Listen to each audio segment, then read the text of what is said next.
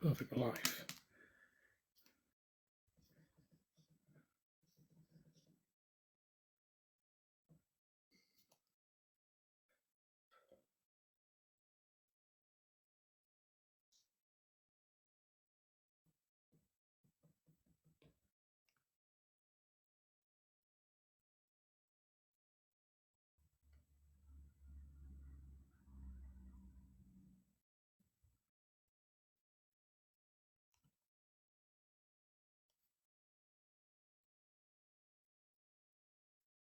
Meet your new Dell PC with Intel inside.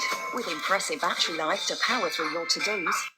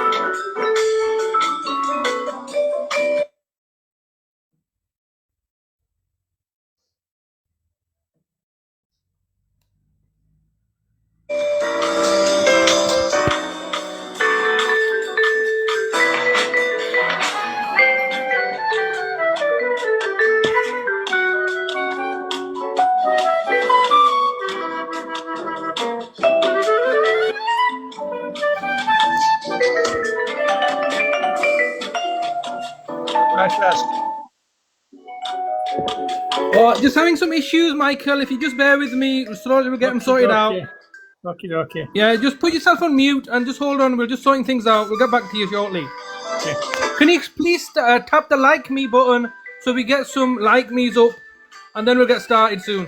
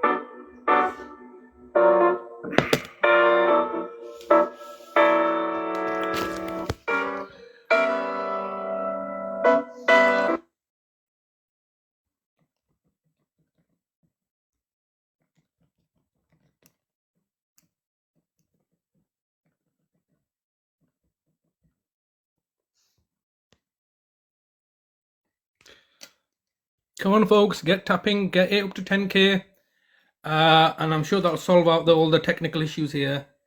Here we go.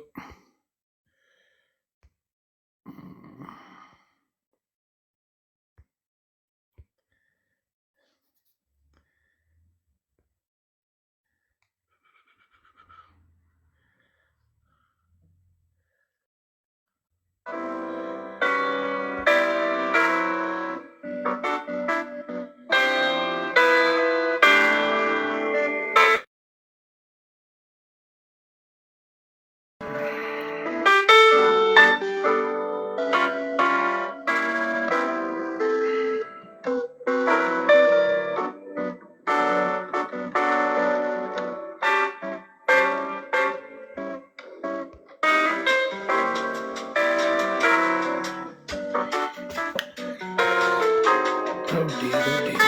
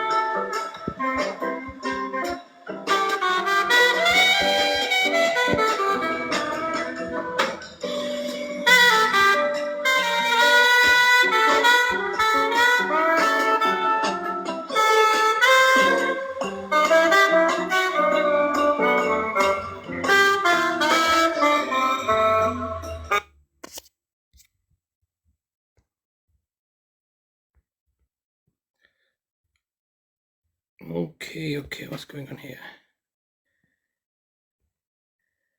Accept.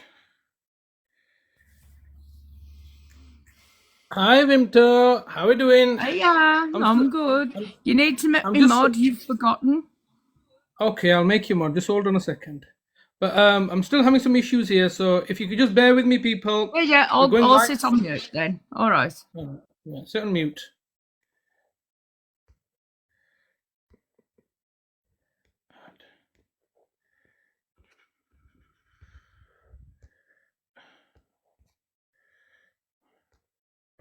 Confirm. Okay. Right then. Boom, boom.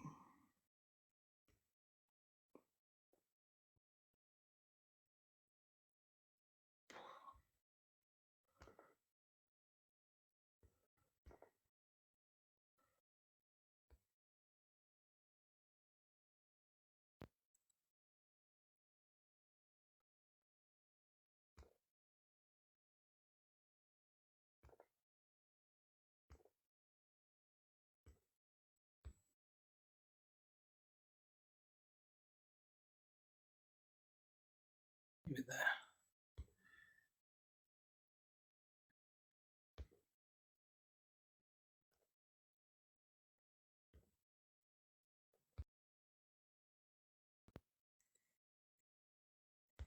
That's good enough.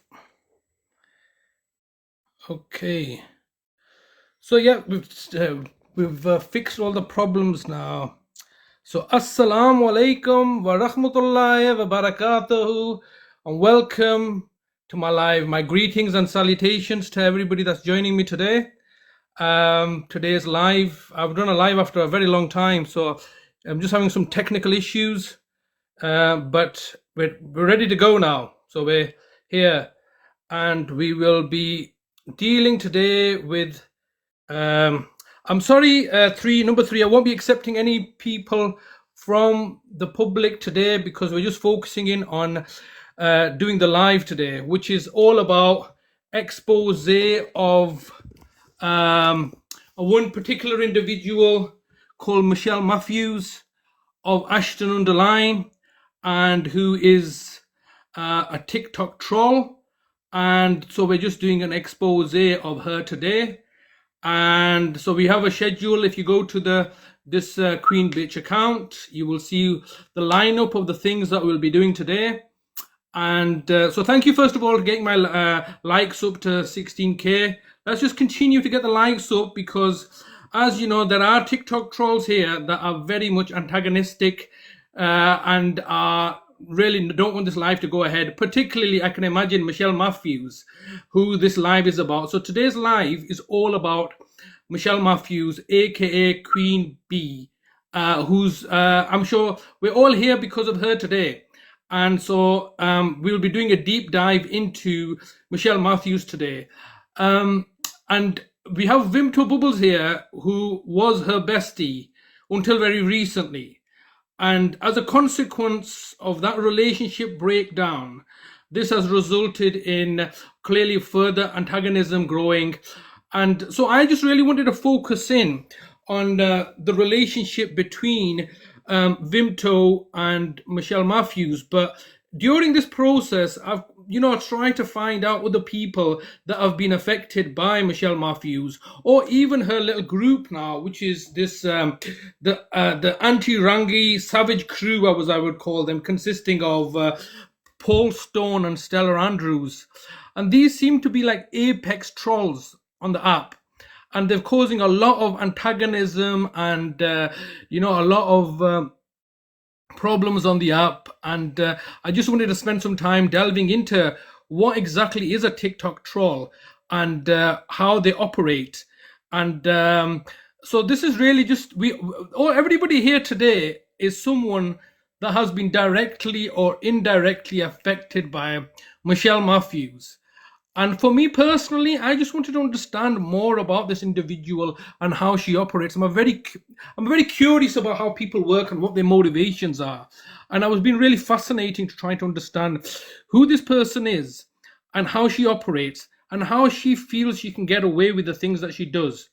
Now, if you don't know Michelle Matthews, aka Queen Bee, she is what can we describe? A lone renegade, and she has had, by her own admissions, a 22-month campaign against another individual called Rangi, Aurangzeb Latif, who runs many lives.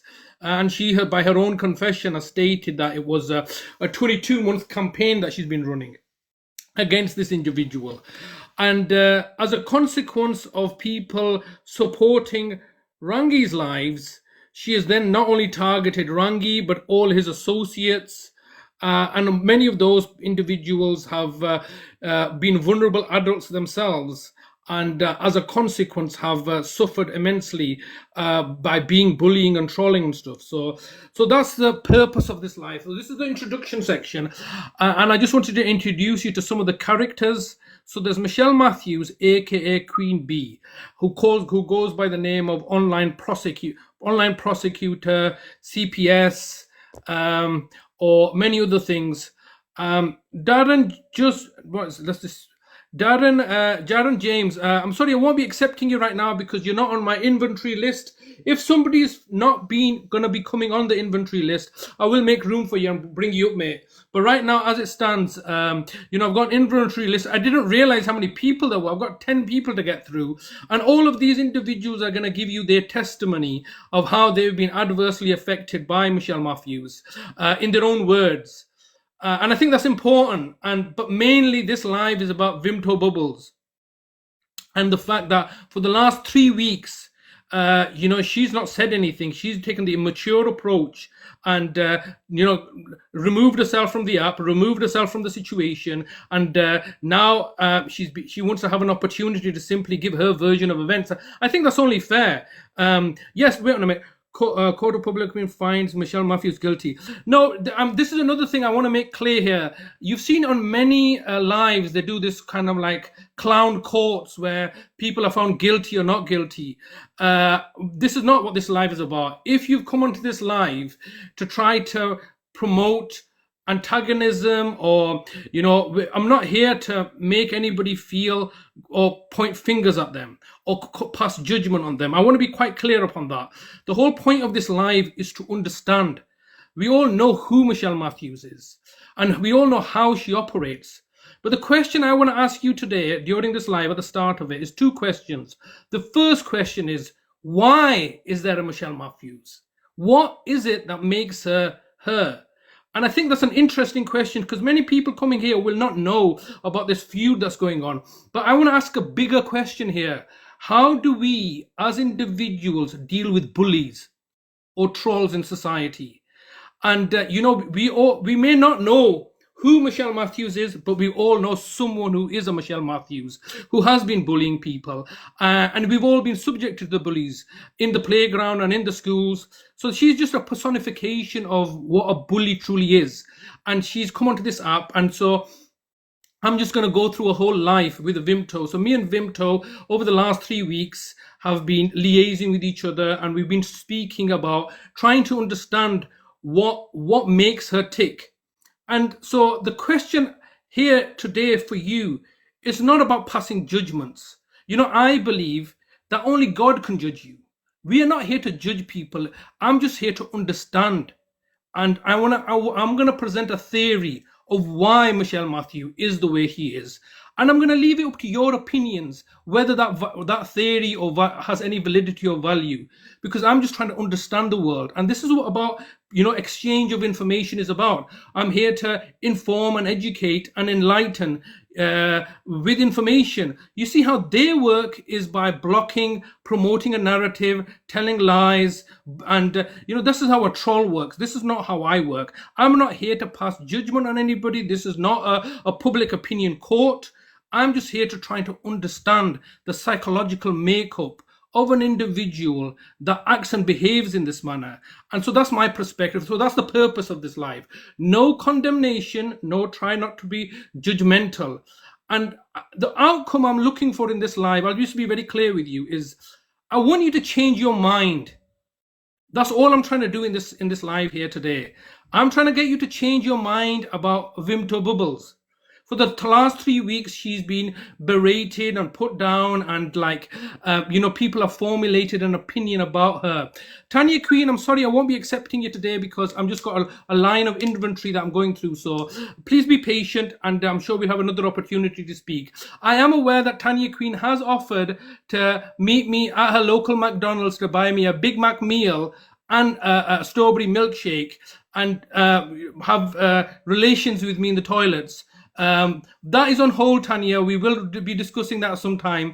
But the focus here, I don't want to be derailed here from the structure of the live. So what we're going to do today is we're gonna go, and I'm going to tell you about my experience, because a lot of people don't know me. So my name is Shazad. It says it there. I've written a book, so please go read my book. And also, I'm known as Talib's brother. I'm a carer, and I've been fighting the system.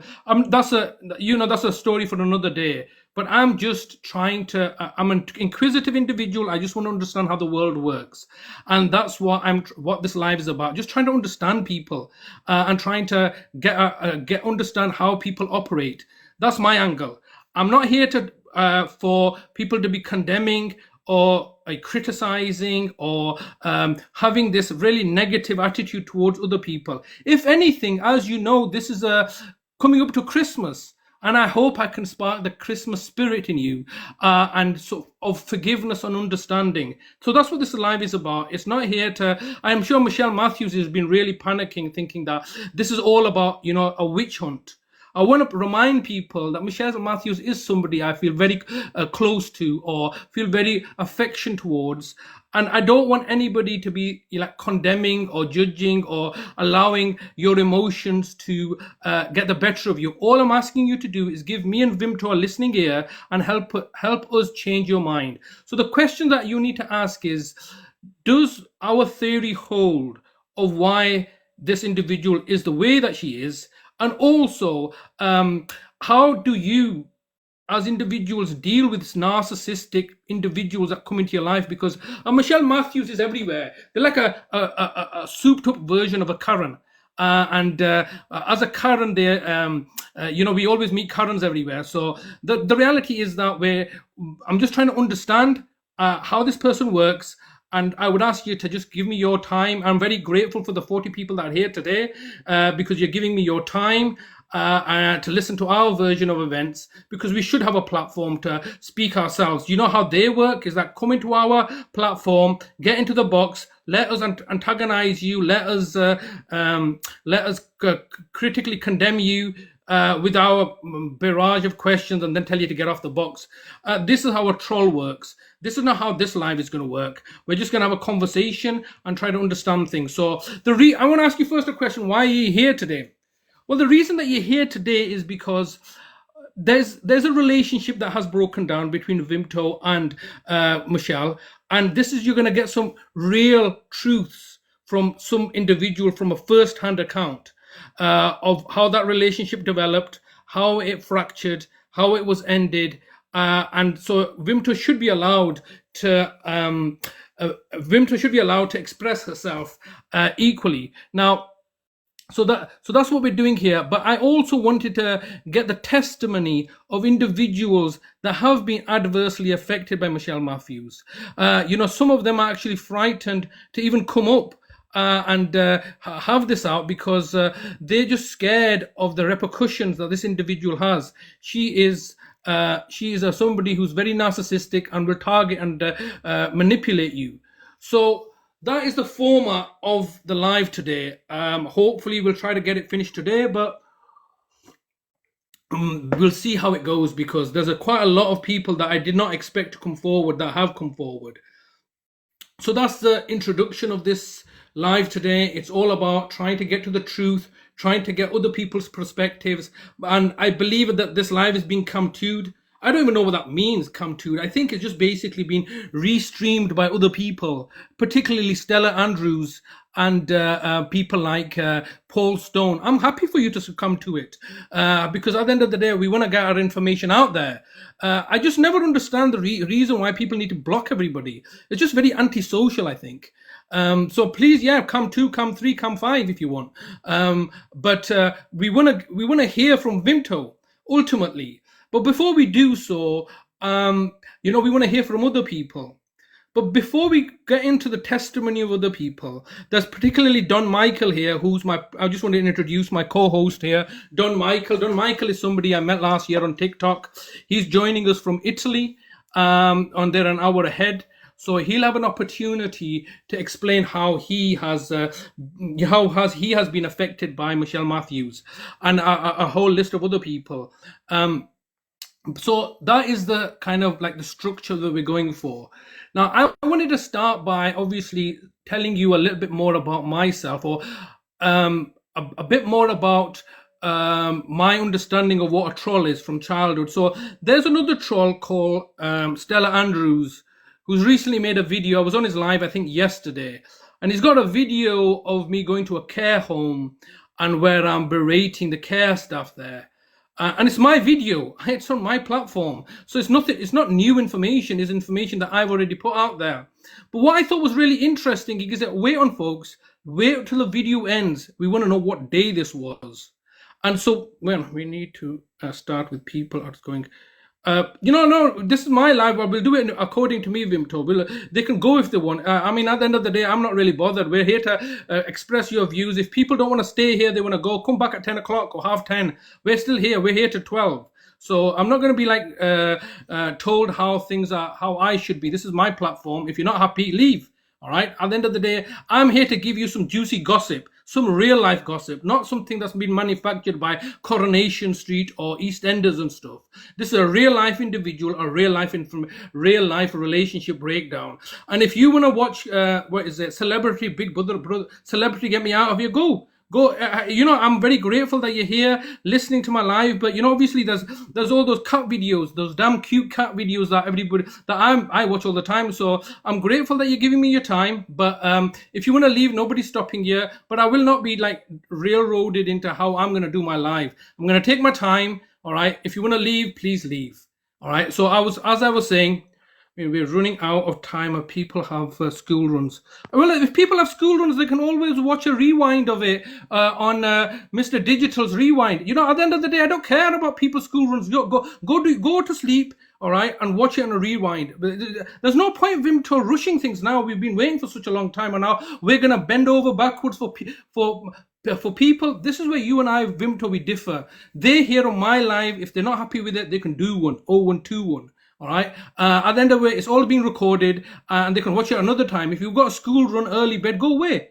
At the end of the day, we're here to tell your side of the story. So, look, if you please stop interrupting, because at the end of the day, what I'm just going to do is I'm just going to turn off the comments, because I don't need people to comment. So I'm just going to turn off the comments. Neo, can you just turn off the comments? I don't need people to be interrupting me. Just listen. All right. Otherwise, you're here to be entertained. I'm here to entertain you. All right. You don't need to try to tell me how to do things. All right. This is my live. I've spent a lot of time putting it all together. So I'm just going to, can you turn off these comments? Just hit the like button and comments. No. Well, I just don't want to be distracted with people talking about comments and stuff. Right. We've got a program. Please sit back. Or if it's boring, go Tanya. Bloody hell. How do you take these comments off? I'm just going to turn them off. Comment settings. Allow comments. Allow comments. No, there we go. Right, you can all bugger off. All right. If you don't want to sit down and listen and be entertained by me, go and watch Celebrity Get Me Out of Here. Go to bed. Do your school run. All right. I'm not going to be dictated to how to run my life. These are troll people trolling me. But anyway, listen. Let's get back to this story. So I was on Stell's live yesterday, and he was berating me for my actions last Christmas Day, which was when I went to see the care home of my brother. And he said, "Oh, just wait on a minute. Like, he did this on Christmas Day. Why is that a big thing?" He said, "Oh, he doesn't even celebrate Christmas because he's a Muslim." This is once again making a judgments and assertions. How do you know I don't celebrate Christmas? All right, I'm born and bred and raised in this country. So I'm going to start by telling you my Christmas story about how I met Father Christmas. So just sit back, relax, go make yourself a hot drink, get your popcorns out, because I'm going to tell you this story. It's an important story about the cultural differences and how I first became aware of Father Christmas. All right, because the topics we're going to discuss today are very harrowing. It's about subsequently people being affected by bullying and unaliving and all sorts of other horrific things. And it's a bit too much to handle. So I'm going to start off by telling you my story of when I first met Father Christmas. That's part of the schedule list. So sit back and relax. Go make yourself a cuppa, get some popcorn out, and just sit back and relax. No more comments. All right. So once I finish my story, and then we'll move on to Mr. Don Michael here. I'm more conscious about Don Michael, who's in Italy right now, and is giving us his time because it's getting late there as well. It's about 10:30 there now. So I'm more concerned with Don Michael and getting him up first. So this is my story, how I met Father Christmas for the first time. So when I was younger, I went to school, a primary school, and at school I was a very talented artist, and the teachers recognized that, this guy's, he's very good at drawing and stuff. And so there was a lesson in school, and I want you to remember how you first met Santa Claus or Father Christmas, because this is how I met Father Christmas as a child. I was in primary school, and one lesson, just around about probably this time before Christmas, I was told by my school teachers that there's this guy who lives in the North Pole, all right, and you can write to him and he will just get you whatever you want. And as a child, and this concept was kind of new to me. Some guy's gonna in the North Pole if I write to him. So I went home and I opened up this index catalog and I found myself what I wanted. I really wanted this little truck, all right, that would drive around and had a remote control on it. And I thought to myself, this is brilliant. So I clipped out this picture of this truck and I wrote Santa Claus a letter. And I said to Santa Claus, this is what I want, being a good boy, all right? And then I didn't know what to do with it because I've written the letter. I knew what I wanted. The teachers told me that if you write to this guy, he will deliver. So that's what I did. I wrote and I went to my sister, who's a couple of years older than me, and I told her, look, I'm trying to get this Santa Claus fella to give me this present because I really want this truck. And I remember, look, my sister gave me this look of half smile, half like incredulity. She didn't know really what to say. She says to me, well, who told you to write a letter? I said, my teachers did. Then she said, well, maybe you should give it back to your teachers. So I went back and I gave this letter to my teacher, my primary school teacher, and I told her, look, this is my letter to Santa Claus. And the teacher gave me this very same look that my sister gave me. And she then tried to get somebody else involved. And I thought, what is the fuss about? You told me to write a letter. I've written a letter. Why is it so difficult for people? So anyway, another male teacher comes over and he gives it, right, yes, I've got your letter. Don't worry about it, young lad. We're gonna get this to the North Pole to Santa. Don't you worry about it. And I thought, brilliant. All right. But you know, when you're a kid, time passes really like slow and you forget things. And I forgot about this letter that I sent to Father Christmas. And then I remember being in assembly a couple of weeks later, and I was told by my teachers, it's a very special day today because Santa Claus is coming to visit us today. And I thought, oh, brilliant. This guy's coming to visit us and he's going to give us. By this time, remember, I had forgotten about this letter. I was just really excited to meet Santa Claus and see him for the first time. And I remember this when I was in assembly full of all these students. And they told me, Santa Claus is here. You'll have to bear with us, people. But his reindeer has got stuck in the roof.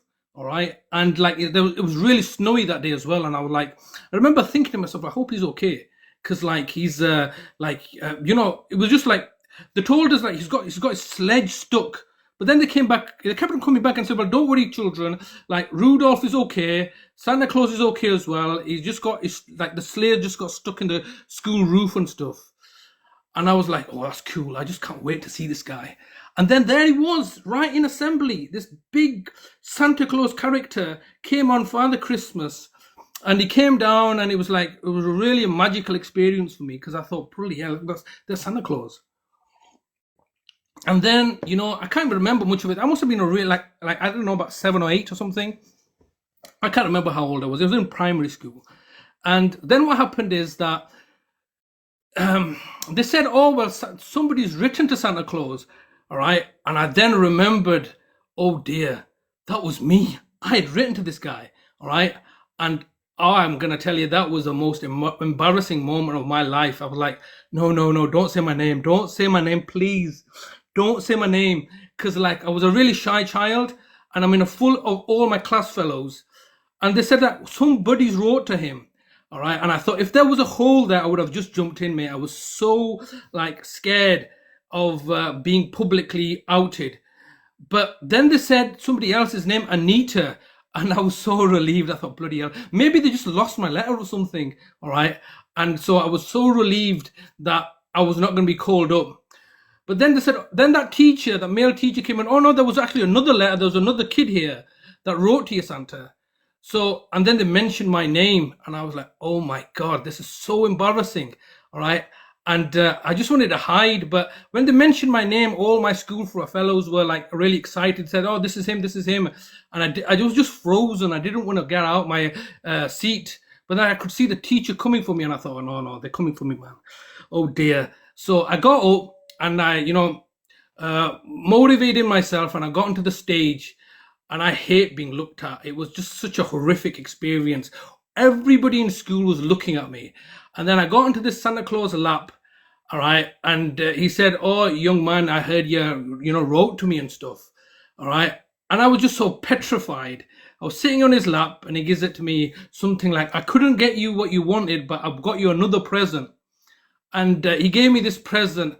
All I wanted to do was I just wanted to get back to my seated area. And then what he did was he leaned over and he gave me a kiss on my cheek. All right. And then he said, "Con, you can go off now." And as I'm walking off back to my seat, all right, I noticed something on my cheek. And I look at it and I thought, "What is this? What's here?" And there was a bit of white fluff on my cheek. And I thought, at that moment, I got suspicious. I thought, "What's going on here? There's a bit of white fluff on my face." All right. And I was a bit suspicious because I thought, "What is this?" I went back, sat on my seat, and all my school friends were so excited for me when I got a present. And then when I went back to class, they were all around me, giving, "Oh, look, open up. What is the present? Let's have a look." And then when I opened this present up that Santa Claus got me, it wasn't the toy truck that I asked for. It was a book, all right, that I didn't even ask for. And then as a result of getting this book, what do you call it? Then the teacher came in and told me that, "Oh, every Santa Claus has got presents for everybody," all right, and they all got books. And I was like, I remember walking home that day, and I was like very, very like disappointed. I'm thinking there was a whole school full of assembly, and I was the idiot that wrote to this guy, all right, believing that he was going to deliver me this present. And there was only me and this other girl that had written to Santa Claus out of the whole class.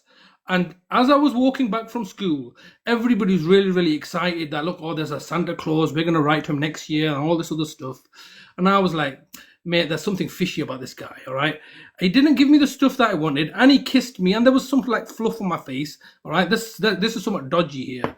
Anyway, he gave me this book, and I went home, and I looked at this book, and it was a bit of a boring book. It was called Billy Goat Gruff, all right? And I opened it up, and there was a very scary picture in there. I remember being scared at this picture that he gave me of this troll, all right? And so I got to, subsequently, I read this book, all right? And so that's how I first met Father Christmas and realized it's all just a fake. And I didn't want to tell anybody because everybody else is really excited. Now, what should have happened was that as soon as I wrote to Father Christmas, my parents, if they knew the culture, should have got me that truck and kept on this fantasy. But they didn't do that. They ended up just like, they didn't understand. And I ended up realizing the hard way that Father Christmas didn't exist. I know what you're thinking. You think, why is he talking about Father Christmas for? Because Christmas is coming up, and I just want to tell you how this is the first lie that you tell your children that he exists. And anyway, I got this book. I read this book about Billy Goat Gruff. And there's these three goats that want to cross this bridge. And there's an ugly troll that's underneath them. And each goat goes across this bridge and tells them that, "Look, you don't want to eat me. There's another goat that's coming that's bigger and juicier than me." So he lets them pass. Eventually, the big goat comes and knocks over the troll. So I want to take 2 points away from there. That's how I met Father Christmas. And that's how I got to know what a troll is. Both relevant to this story, this live. So bear with me, so you understand. This is how I got to learn about Father Christmas being a fake, and also I first got introduced to what a troll is. This ugly little creature that sits under a bridge that doesn't allow you to pass it. Well, visibility restrictions. Okay, your live is not eligible for recommendation. Fair enough. Anyway, it says it's not eligible for recommendation. So that's my story. Now, I went through the whole schooling system and got to a university. When I got to university, the first lecture at university told me how it's impossible to have a Father Christmas, because in one night he would have to travel 3 times the speed of light. He would have to have all these presents to give everybody. It's just simply an impossibility. So it was quite interesting that the educational system taught me about this lie of Father Christmas, and it was not until you got to university that they unpackaged this lie. So that's my story of Father Christmas, how I met Father Christmas and it wasn't real and I was lied to, and also how I met a troll. All right, so that was my first experience of trolls. I just wanted to put this story out there. I know it may seem, irrelevant, but it's very relevant because I'm going to tell you how trolls work and operate. But I'm going to put back on the comments now. All right. So I just didn't want to be distracted. I just want you to listen to this story because everybody's not here anyway. They're all probably watching programs and stuff. So anyway, so that's the story, my Christmas story of how I met Father Christmas as a child and how I eventually realized it's not real because it didn't get me the toy truck that I wanted. And then eventually also how I first encountered a troll. All right, so that's the story there. Now, the next segment of this live is to actually meet the people that have been met by these trolls. Because the thing is, I have to try to understand how the world works. And, to me, it seems the next people that you're going to hear are these goats that are trying to cross a bridge. And there's an ugly little troll that's trying to eat them up. And that's how I visualize what's happening here. And so I just wanted to come now to move on to the list of testimony from people that have met Michelle Matthews, this ugly little troll, and been affected by her. So thank you for listening to my Christmas story. I hope you understand that it's necessary for me to tell you this story about how trolls work. And we now live in a society full of narcissistic trolls. And how do you deal with them? So, Michael, if you'd like to unmute yourself. Hi, Shaz. Hi, Michael. How are we doing? Not bad. Coping. Good. Well, it's been some time, mate. What do you think to my story about how I met Father Christmas? Interesting. How did you meet Father Christmas? Family and school. Yeah. Then you find out it's all a con. It's a con. It's the first con, all right, where society, gives a social construct, a cultural con that they con you into believing. Anyway, so can I ask what I want to do, Michael, is I know it's getting a bit late for you there. Yeah, I just want to ask you about your Michelle Matthews experience. When did you first meet Michelle Matthews? What happened? And just how did you feel about that? It was on one of your live chat things, and she was belittling men. And you know what happened to my mother by that mental health nurse. And I said something about that nurse, and Michelle Matthew went ballistic. And she starts putting bad things about me on her post. And I'm not going to repeat the word what I said. No, I understand. But obviously, how did that make you feel? First of all, let's just see what happened. What happened was that you were on my live, and just in case you don't know who Don Michael is, Agent, can I just block this guy? Wait on a minute. Can I just drop this guy? Wait on a minute. And I wanted, let's just. Anyway, Don Michael has been my co-host, and Don Michael's story is one where his mother was abused through the system and unfortunately was unalived a couple of, by some nurses that had attacked her, and then subsequently she was unalived in a care home. So he's a young individual man that's very traumatized by that experience, and as you can see, he has like certain learning disabilities, and he had come unalive and he had lost his temper, and she had clipped that and brought him out as a wrong un. Was that not correct? Was she not trying to imply something? Do you remember what she was saying about you? Just call me all sorts racist and everything like that, which I'm not. Yeah, I understand. And the reality was, we all have a gasket that we fuse sometimes. I'm no exception. You've seen the clippings of me actually losing my temper and stuff. But Michelle Matthews is no different. And what these trolls try to do is they try to push and poke you to a point where, you become exasperated and you start shouting. And what they do is then they clip it and say, look, he's a monster. and that's what I believe they. All right, that's what I believe happened to Michael then, because he had basically lost his temper, and this troll had then utilized that clipping and tried to troll him and said because he's an associate of Rangi, he was a wrong'un. Is that correct, Michael? Is Yep. Yes. Okay. And then what did you do as a consequence? I can't remember. I think if I can remind you, you were trying to tell me, look, just can you give me that clip? And you tried to defend yourself then. Try to give her the full context Yeah. of what had happened. Because it was just a clip that was taken out of context.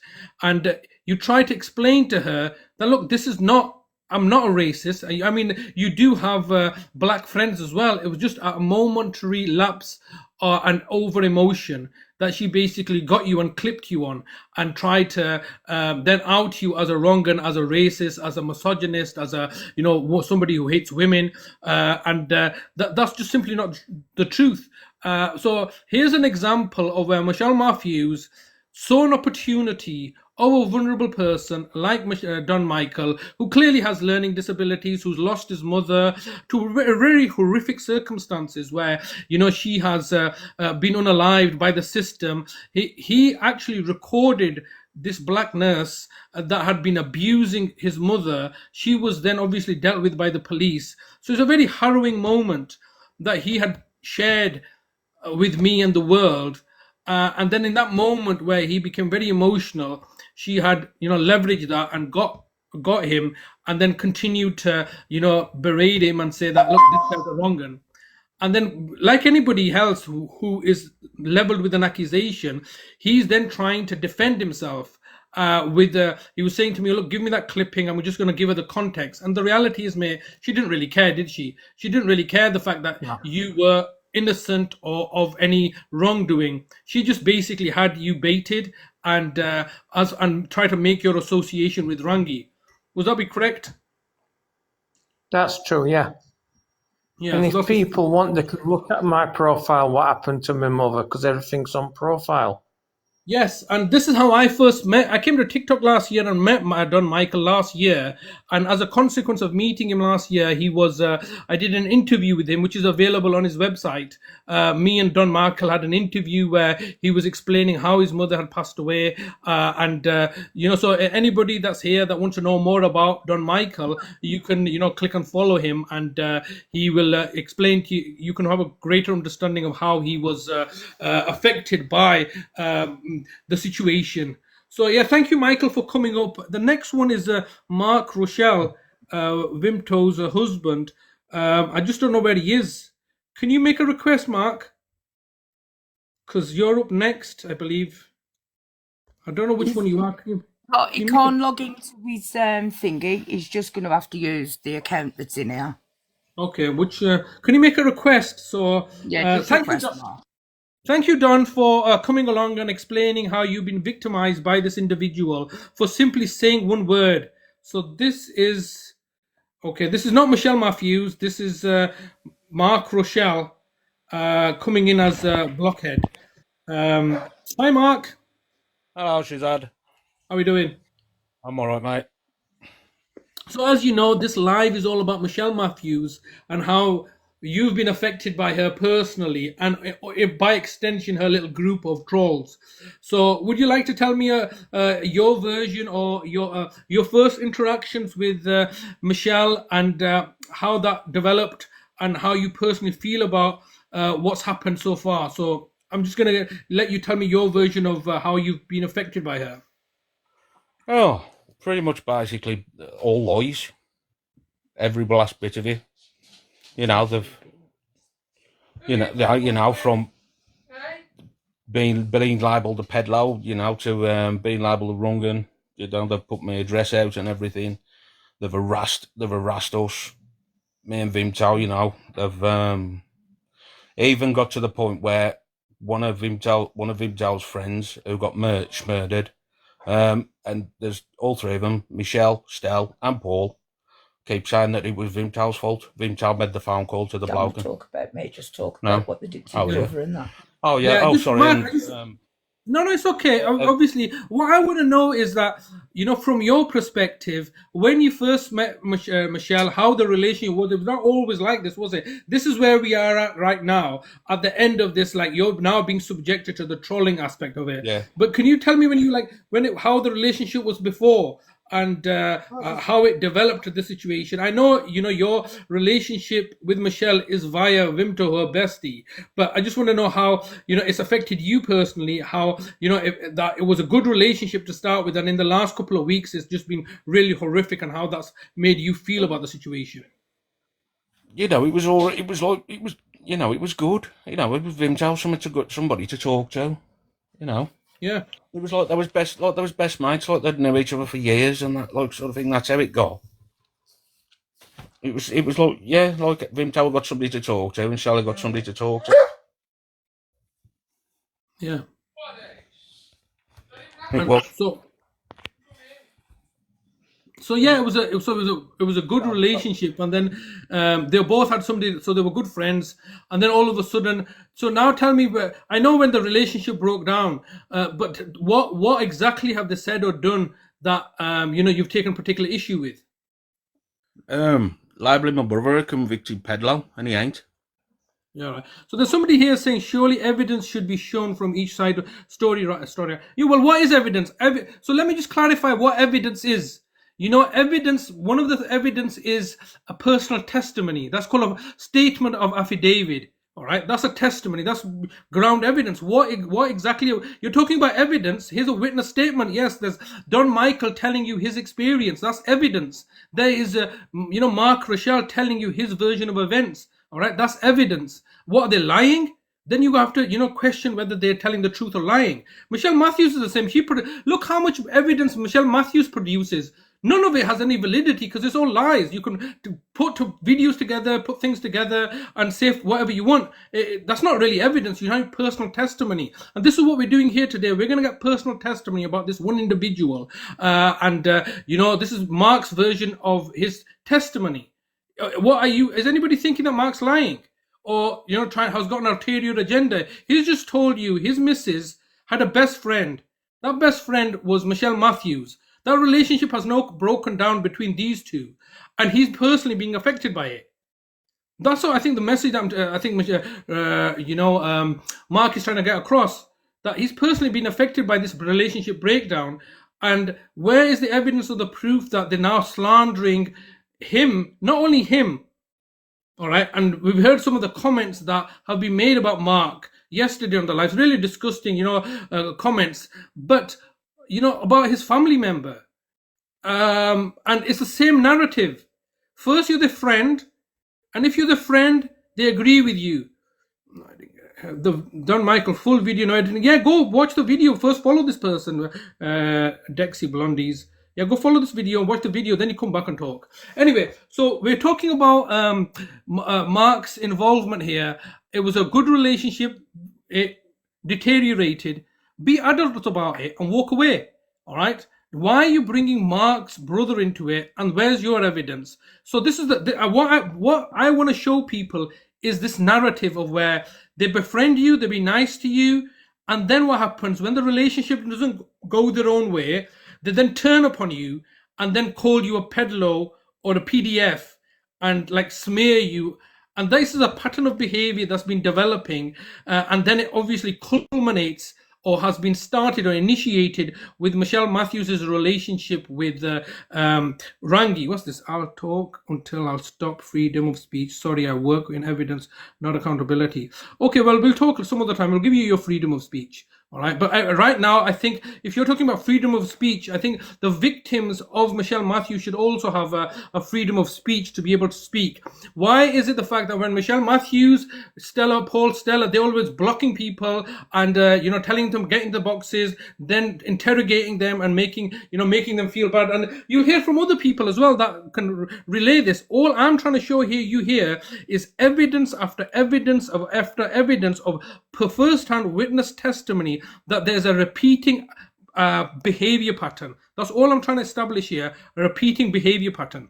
Okay, so is there anything else you want to say, Mark? Because obviously, I'm just trying to get through as many people as I can. And this is your opportunity to express how this person has made you feel, and any kind of message you want to tell them. It's over to you, Mark. Is there anything else you want to express about how you feel about the situation, or how you would like to see the situation resolved with? Stop putting our address out. Stop telling lies about my brother. And you three, Michelle, Paul, and you big fairy Stell. Your time's coming. Vimto is going to ruin you. That's it, Yeah. mate. Okay. Okay. Thank you very much. Well, no threats of I just want to know how you've been personally affected by it. Now, I know that speaking to you out. Receipts. Pardon? I meant ruin you with receipts. Yeah, that's it, definitely. But yeah, I know the fact that you've been really adversely affected. You were beyond, beyond yourself when they started doing this. Because what you have to remember, if Vimto and Michelle Matthews want to have a relationship, when that relationship breaks down, that should remain these two people going their separate ways. Why then do they need to involve family members? Now, Michelle, since the 12th of November, Vimto has not done anything. But look at what has Michelle Matthew been doing. Shazad, Yep. can I leave it there, mate? I'm just getting a bit too angry now. Yeah, no, mate. Thank you very much, mate. Thank you. We'll just leave it there. Thank you very much. If you can just drop down. Oh, well.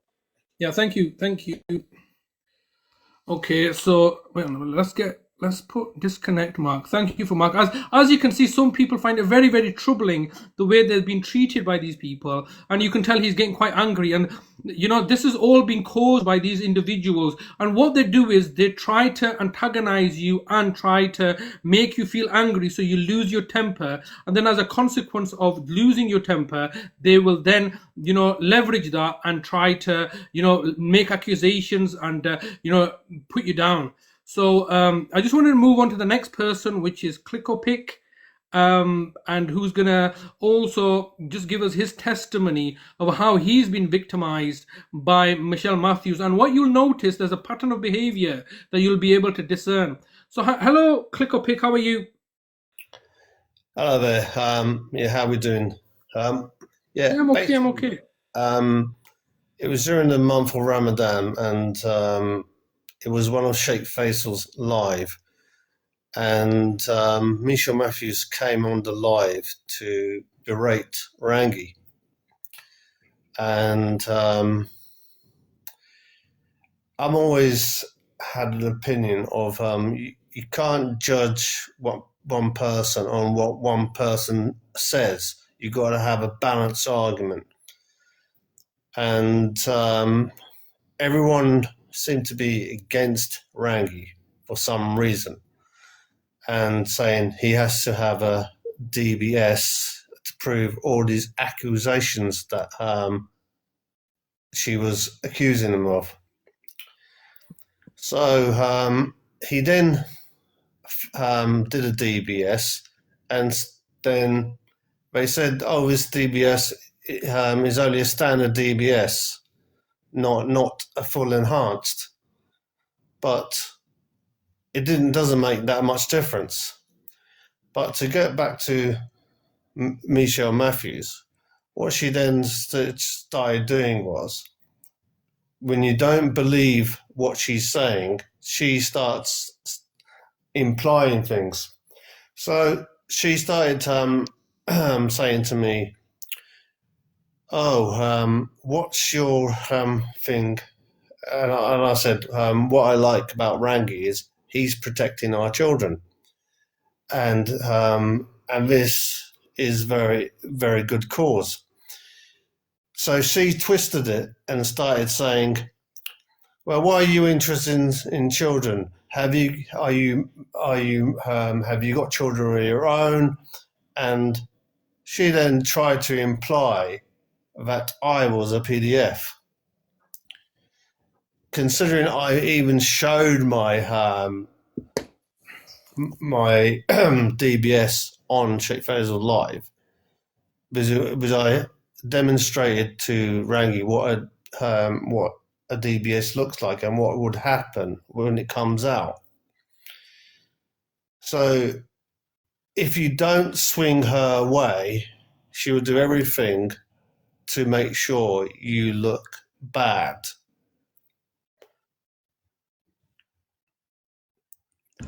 Yeah. So just to clarify, you met her in the month of Ramadan. I think that must have been around about March, because I went off the app then. And you actually produced your DBS. Just to clarify who you were. No, And then as a the purpose of the DBS was just showing Rangi what he'd be looking at and what happens, and if it comes out all clear, I was just demonstrating. And then when she started doing her lives and you didn't agree with her statement, what she says, she then starts putting you in a category, and you don't realise when you calling someone a PDF, you're putting their life on risk. It's not a case that, it's just sticks and stones will break my bones, but names will never hurt me. This is a dangerous accusation when you start calling them, and it could result in very serious consequences, and because, especially if you fit the right sort of like profile, like they're putting out at this present moment, Yeah. So Yeah, I understand. her mouth can be very dangerous, what she's implying, and then you get these people trying to paint a picture of you, and you're thinking, you're going in there, you're thinking, well, yeah, I've got nothing to hide, I've got nothing to prove wrong, but they tried to get you in a situation where they're going to antagonize you on their lives and try to make you someone you're not. So Yes, they get they think they get brownie points. For them, I think it's just entertainment. This is what this platform does. They want to, I think it's called rage baiting. So what they do is they come across really nice. Oh, look, calm. She's even said it herself. This is her technique. She'll be nice to you. Get into your build up your confidence. Then start poking around, saying, "Well, click or pick. Do you have any children? What's your interest in children, by the way? All right." And you're just saying, "Look, I'm against these issues that Rang is bringing up," and then she slowly get your confidence, and then she'll just make up some bizarre story, and then just label you with that, and now you're labeled online as a pred or a PDF, Yeah. and it simply just required her to name herself a CPS online or a CID or a prosecutor, and she's basically what is it, creating a narrative, and you're subjective. So when we're talking about guilty in the public court, she's effectively trying to be the public court and vilifying you without any consequences to her. And you're suffering the full consequences because your picture's out there, you're being labeled a pred or a PDF, and people are making assumptions and assertions and aspersions against you. And there's nothing that's been proven. It's just one woman's slander. Yeah, absolutely is. And she was saying, why don't you go to college and do a college course? You're thinking, what planet is she living in? Well, she's always telling us about these qualifications that she's got. All right, qualifications don't mean anything. All right, unless it's backed up by experience as well. And she has no experience. She's the worst possible person to be in the criminal justice system, because she makes assumptions and assertions and biases and stuff. So she's telling you to get a qualification because she's got 22 qualifications, but those qualifications are what? Free qualifications that the council has given her for childcare. So she thinks that if you're qualified, you're able to do your job. But what is her qualifications to be an investigator or an online prosecutor? Nothing, just herself. Nothing, yeah. Yeah. So before you go, do you want to tell me how you felt about that? I mean, obviously you've mentioned the fact that it's not very nice being labeled something that you're not. And the most heinous one of them all It's not just like a small thing. It's, basically tarnishing your entire reputation, isn't it? So basically, wherever you go online, people are always going to be like, well, is that the same guy that Queenie outed? And it's all about outing you, isn't it? What is she Yeah, trying to out? I mean, I got to be honest, I'm quite thick-skinned on these matters, and someone in her mental capacity cannot really do anything to me. Although she can do whatever she likes on social media, but it doesn't bother me at all. If it did, I wouldn't be back here. I wouldn't come. I wouldn't come here at all, would I? I'm Yeah, still posting my art pictures on social media. I'm still doing the pictures. I'm still doing my writing. yeah, What if it did affect me? Why hadn't she? Why haven't I stopped? yeah. Well Because done, mate. Well done. someone like Click up that it. does not bother. Someone like that should not stop you from doing what you want to do in life. Exactly, mate, exactly. And that's the reality, is that she is a big fat failure, because for 22 months she's not been able to take Rangi off the app. All right. And it's only as a result, last Wednesday, I would like to remind people that last Wednesday, Michelle Matthews had thrown in the towel and told everybody that she's off the app. She needs her sanity. And that's why she got off the app. As a consequence, I've managed to make a strong enough argument for Rangi to come off the app. So 22 months you failed, similarly with yourself, you're still on the app. She's not managed to out you or anything. She really can't do anything other than tarnish your reputation. But I just wanted to highlight that pattern of behavior of befriending you and knowing more information about you, but with this malicious angle of outing you as a pred. Now that's what she tried to do with John Michael. She's tried to do that with Mark, and that's exactly another pattern of behavior that she's trying to do with you. So, is there anything else you want to say? No, no. I mean, that's everything I really, really wanted to say, and I just want anybody who feels that they've been trolled. Most of these people are cowards because you never see their pictures. They write these comments and they hide in every. They're like a snake, really, and they Yeah. hide in dark corners. They're in a Yes. dark place themselves. Their life is sad. Yes. They're very unfortunate Yes. people, and Yeah. they just want your life to be full of darkness. So, Yes. Yes. you guys who have been effective, don't get yourself affected by these people, Yes. because they don't bother me at all.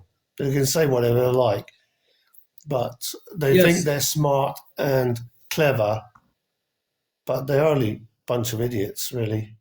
Yeah, well, I think you've summarized them well, and thank you, Clip Cooper, for coming up and sharing your experience. And you have said some really profound things there that don't allow these people to get you. But it's not like, you're right.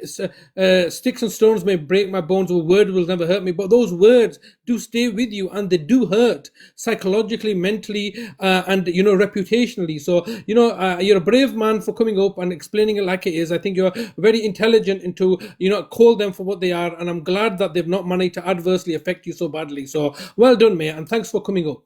Okay, no problem, Shazad. Thank you very much. Thank you very much. Yeah, okay.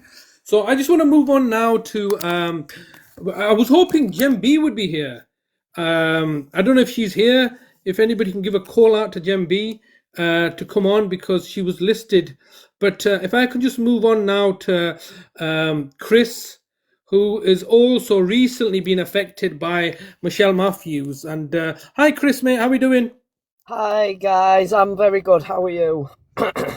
Yeah, good. I'm just trying to get through this testimony of people that have been adversely affected by Michelle, and then we're going to go into a deep dive into her relationship with Vimto Bubbles, which is going to be an expose of what she has really been doing. Yeah. So just tell me, first of all, when did you first meet Michelle Matthews? How's your relationship developed? Where are you today, and how you've been adversely affected by her? Right, so I first met Michelle through Vimto. Hey Vimto, by the way. She wanted to me to meet Michelle to be able to go to a particular area, which you will remember, Shazad. And that's how I met Michelle. And we kind of got good friends, but I was more friends with Vinto. She just wanted a favour on this particular day. And then the relationship developed from there, basically, because I drove her to a particular area where Rangi is. Well, I think we can mention that area because there's a video. That's how I first got to know you, Chris. Because remember, I've never seen you before, and you created a video. It is on Mr. Digital's page, which is Mark. Yes, it is. Sorry, Paul. Yeah, and so that's when I first saw you, and you actually drove down. And this, I'll just remind everybody and remind you, it was on the 3rd of October that you'd come down from Manchester. You picked her up, and you were doing a favour for Vimto because Michelle Matthews didn't have a car. And Vimto was worried that if she comes on the public transport, it's just going to be very hazardous for her. So this was a favour that Vimto was doing for Michelle Matthews because she was worried for her as a bestie, and kindly asked you if you could escort her. You came down on the 3rd to Bradford. And the reason that you were in Bradford was because Michelle Matthews was urgently wanting to meet with Rangi because he was meant to be in the city centre. And so that was on the 3rd of October where you had driven her to Bradford. So that's how long your relationship has been there, since the 3rd of October. So you've not met her before, have you? No, I've never even spoke to this person before. I'd spoke to Vinto a couple of times because I reached out in regards to Stella. Because Michelle and Stella weren't talking at this point, and I had information on Stella. I'd not really heard about Rangi. I've never, and this is my opportunity that I wanted to say the other day. I apologise for taking that journey, Rangi. I really am. I should have listened to both sides of the story, but I own that now. But moving on, I have met up with her to go to Bradford to meet up with Rangi outside of court. And that's how the relationship started. Now, how this developed was I had some issues behind closed doors where I was accused of some, not by Michelle, by a different person. Am I allowed to name him? No, I don't think it's necessary, mate.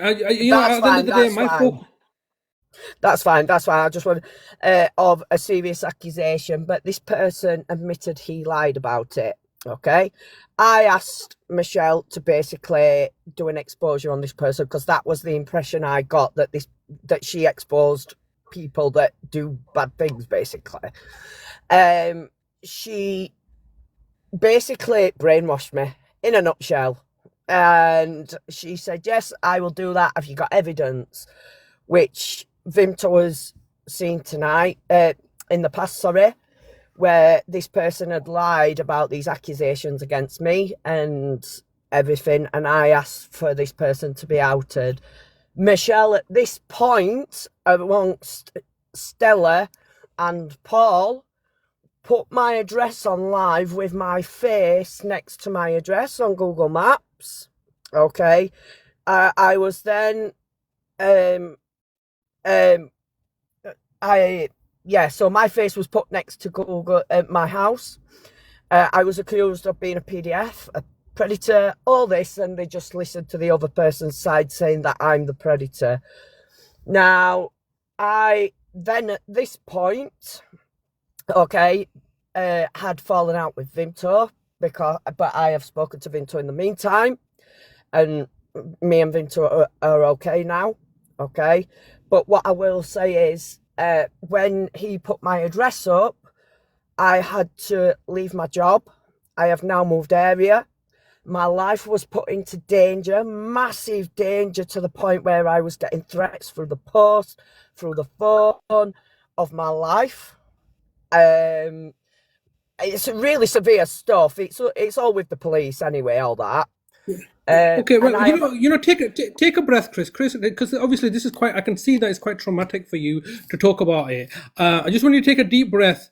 I'm just going to slow it down because you've just heard Clickopick explain the fact that this is allegations of this severity and more than just words. They have a detrimental real life impact on someone, and you're trying to exactly. explain that that's exactly what's happened. Whereas Click is somebody who's a tough-skinned individual. He's not allowed it to get to him. That's not the same story with yourself. You're a vulnerable adult yourself. You're going through quite a lot of things yourself in your Yes, personal I life. am. You mentioned all these allegations with the police and false allegations being made against you, and then all of a sudden you've gone to Michelle Matthews and tried to ask her for some help regarding Stella, and what effectively has happened is that they've all turned on you and called you names and stuff. But you Correct, mentioned yes. something. You mentioned something earlier on that I think was quite interesting. You said she brainwashed you. What do you mean by that? So basically, she basically said that Vimto had said some things about me which she hadn't, and Vimto showed me this evidence. We talked. I am very vulnerable, like you said, so I'm very easily led. In terms of what people say. And she just basically said, I've got receipts for this, and this, in terms of other people. It never got shown. I just believed it, just through being friends over time, which you do, but you do, don't you? If your friend says something, you tend to believe it, but that's my wrongdoing, and I apologise for that. But, excuse me, I've got my flu. Now, that's how she brainwashed me, basically guaranteeing me that she'll support me. She will she will help me expose this person that had gotten against me, who I've got an ongoing case against. She just basically fed me a lot of lies, shall we say. Fed me a lot of lies. And Okay, Chris. it's affected me. Sorry, Shazad. It's affected me to the point. I know it's easy to say, don't let it affect you, but this has affected me to the point where Vimto had to call an ambulance for me the other week. Call an ambulance. That's how severe it got for me, but that's my doing. But thank God for Vimto, because this is how much Michelle has affected me. I have had to leave everything behind and live somewhere else. That is how much it's affected me. I am out of that area now and I'm living somewhere else, because they have really put my life in jeopardy. Okay, so Chris, I just want to slow it down again, because this is very important. The message, because I've been involved in this story, observing what's been going on with you personally. Yes, you have. Regarding the situation. So what happened is you came down on the 3rd. Things were okay. Relationship was going well. Michelle Matthews' relationship with Vimto was also sweet and cozy. Then I think the situation changed from these two. So I just want to make it clear that Michelle Matthews and Vimto Bubble's relationship formally ended on the 12th of November, and between Correct. that time period, pardon? Correct. Yes, it was the 12th. Yes. Yeah, it was the 12th that the relationship broke down. Can you tell me, between the 3rd of October and the 12th of November, what was your relationship like with Michelle? Then I'd got a lot going on, as you know, so it was okay. Okay, yeah. Yeah, I mean, the thing is, you were driven her down. Broken down. I know it had broken down after a while, with Michelle and Vimto, in terms of that. You want to ask me something, Vimto? Yeah. Just 1 second, Vimto. I'm just, it's very crucial here that I try to understand how, this relationship, because of her relationship breakdown with Vimto, you were friends with Vimto, and then she started to target you. You were, you went up to her, I think, subsequently to ask for help, and she turned on you to a point where it got very, threatening.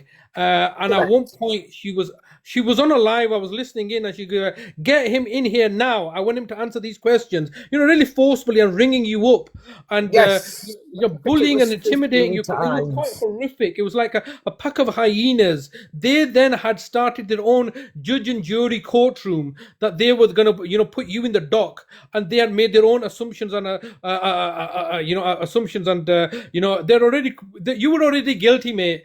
You were guilty by association. You were associated with Vimto. The relationship broke down with Vimto. So now she was looking to target any of Vimto's friends. You were her friend. It was just convenient for her to come for you, and all guns blazing, and then out you out. And so it was. If you look at it situational, relationship with Vimto breaks down. You're friends with Vimto, so therefore now she's luring you in and targeting you, and she's targeting you with some of the most horrendous crime ever, stating that you're a PDF, knowing how vulnerable you are. But can you see there's a pattern of behavior there now on that particular life? It was quite horrific. I was listening into that, how she was simply gunning for you and losing her mind, saying, "Look, get him in here now." She was ringing you consistently. She said, "I've got his other number." This is just pure antagonism and harassment. I want to make it clear that this is what the situation you were facing. And Vimto, even though the situation between you and Vimto had deteriorated, Vimto was so worried that she actually phoned the ambulance. And I just wanted, if it's okay with you, I know it's kind of horrific. I wanted you to take a pause. But you know what? Yeah, sure. Yeah. Yeah, So sure. I want you to explain to me that aspect of being hounded, where they had your picture up, they had your home address up. All right, they were making allegations that you are, all this other stuff, that you're like a predator and all this other stuff, and then ringing you up and trying to contact you and forcibly trying to hound you. I want you to talk me through that experience. I will be honest. It was horrific. I think she rang me 15 times. I could be wrong on that. Around 15 times on a private number. And I knew it was her, so I didn't answer it. I wasn't giving her the satisfaction. But to see my home address there, where other people live, bearing in mind, so they didn't just put me in danger, they put other people in danger. It was horrific. It was low. I felt very low, to the point where I wanted to. I didn't go out and scream that I wanted to do this. I wanted to unalive myself at that point. It was horrific. It was awful. Yeah, really bad. Yeah, that's the point I wanted to say from your horse's mouth. So you've now, everybody that's listening has heard the testimony of an individual that is another vulnerable individual. You see there's a pattern of behavior, isn't there? Don Michael, Clickopick, there are other people here that she's targeted, and this is the ultimate consequences. Now, is it right? My understanding is that the ambulance did come, and correct, yes. And as a consequence, this aspect was, not escalated any further. But if it wasn't for that ambulance coming, I remind everybody that Vimto, after the relationship had broken down with Chris, she still had enough compassion to, be feeling sorry for Chris, and was worried about him and sent an ambulance. And that ambulance, under these circumstances, proved very beneficial for him. Thank you for sharing that. I think it's very clear to underline this to people that, words and allegations can have serious life consequences. As a consequence now, Chris has had to flee his home, was on the verge of, unaliving, and his whole world's been turned around upside down. And I want to also, tell people that Chris is also caring for his elderly parent as well. So it's not just him that is impacting, but it's having a cross-border impact. It's having impact on family members. And, we heard from Mark how Mark was quite happy with Vimto and Michelle to have a good relationship. He wanted to support that relationship. And when that relationship broke down, he was personally affected, where his own brother and all of his family members have got involved. So I think that's the kind of point I want to highlight there, that it's not just the individuals that she's calling the PDFs or predators. those individuals are family members that are also equally being affected. So it's all very well calling people these things, but there are other family members. I know from my other conversations with Neo and Rangi, one of the things that they have said that, look, I don't care what she says about me, but my family members are then being affected by this. And that's just a point that I just wanted to highlight there, Chris, that look, anything happens to you that night, it was not that long ago. I remind people that this was after the 15th, a couple of, I think a week or like 2 weeks ago. It was about a week ago. But Shazad Vinto just wants to ask me something, if that's okay. Yeah, sure. Yeah, sure. I've just got a couple of questions, Chris, because I don't think it's being portrayed in very well. Right, you remember the night they did that live on ya, and they got that guy in the box who'd been accusing you of doing all that stuff. Right. Now, they let that guy talk and made him look like a victim. But at the end of that live, didn't his sister send him a voice note that clearly states that he made it up and that it was not true? And they finished that live, leaving you out as a predator, even though they'd had evidence from his sister to say that you hadn't done that. Correct, yes. I had a voice note that was from him to state that it wasn't true, and that the reasons why he did that, which are irrelevant at the minute, but he clearly states on that voice note, which you've heard Vimto, haven't you? That it's not true. In fact, I've got that here. If anybody wants to hear some of the evidence for that, I can play that, guys, if you would like to hear it. Well, Vimto, the reality is that I don't want this to be derailed. I mean, this is something that we can always do on another live. And I just wanted to highlight this, that what had happened was... No, I'm doing that because people are asking for receipts, and it's important that, it's on another live, it can be done, but we're talking about this here and now, Shaz, and Okay, all right. Look, Vimto, this is not my live, this is our live. So if you feel it's important, can I just ask how long is it? I'm only going to play the little bit where, it doesn't matter how long it is, I'm just going to play the part where he admits to... Mark, can I borrow your phone? I'm just getting Mark to come and bring... Sorry, Chris, go on, you say what you need to while I'm just finding that thing to play. Can I just state to people, this was a phone call when he first approached me, very first call when he approached me to admit that it was wrong, because at the beginning of the call you can hear him say, because I'm very suspicious who I speak to now. I trust nobody, which is something I was always taught in life anyway, but this is a call when he first approached me because I needed to protect myself. Now, in regards to that, yes, Bex, it's with the police, but the police have stated a few things to me just to back myself up. But yeah, Vimto came to me, I apologised to her, she apologised to me, and she realised how much Michelle had manipulated me and her into us not speaking. But luckily, Vimto come to me and said, listen, and we talked it out, didn't we, Vimto? We talked it out and we spoke, especially after she phoned me an ambulance. And I'll be honest, they do need taking off this app, Bex. But one thing I will state is I told Michelle to do, because she's supposed to work with the police, whether this is true or not, I don't know. But she can do any checks, apparently. And I told her to do any check on me. Told her to do it, didn't have him to. You did. I've just got to the bit that's important. Yeah, Chris, hold on. Okay, go ahead. She had been blackmailing me, but I'm currently I'm trying to go through the police and stuff with that, but I need to dig all evidence and that out.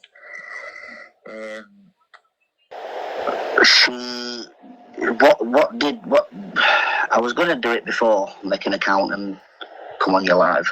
I just didn't know what to say.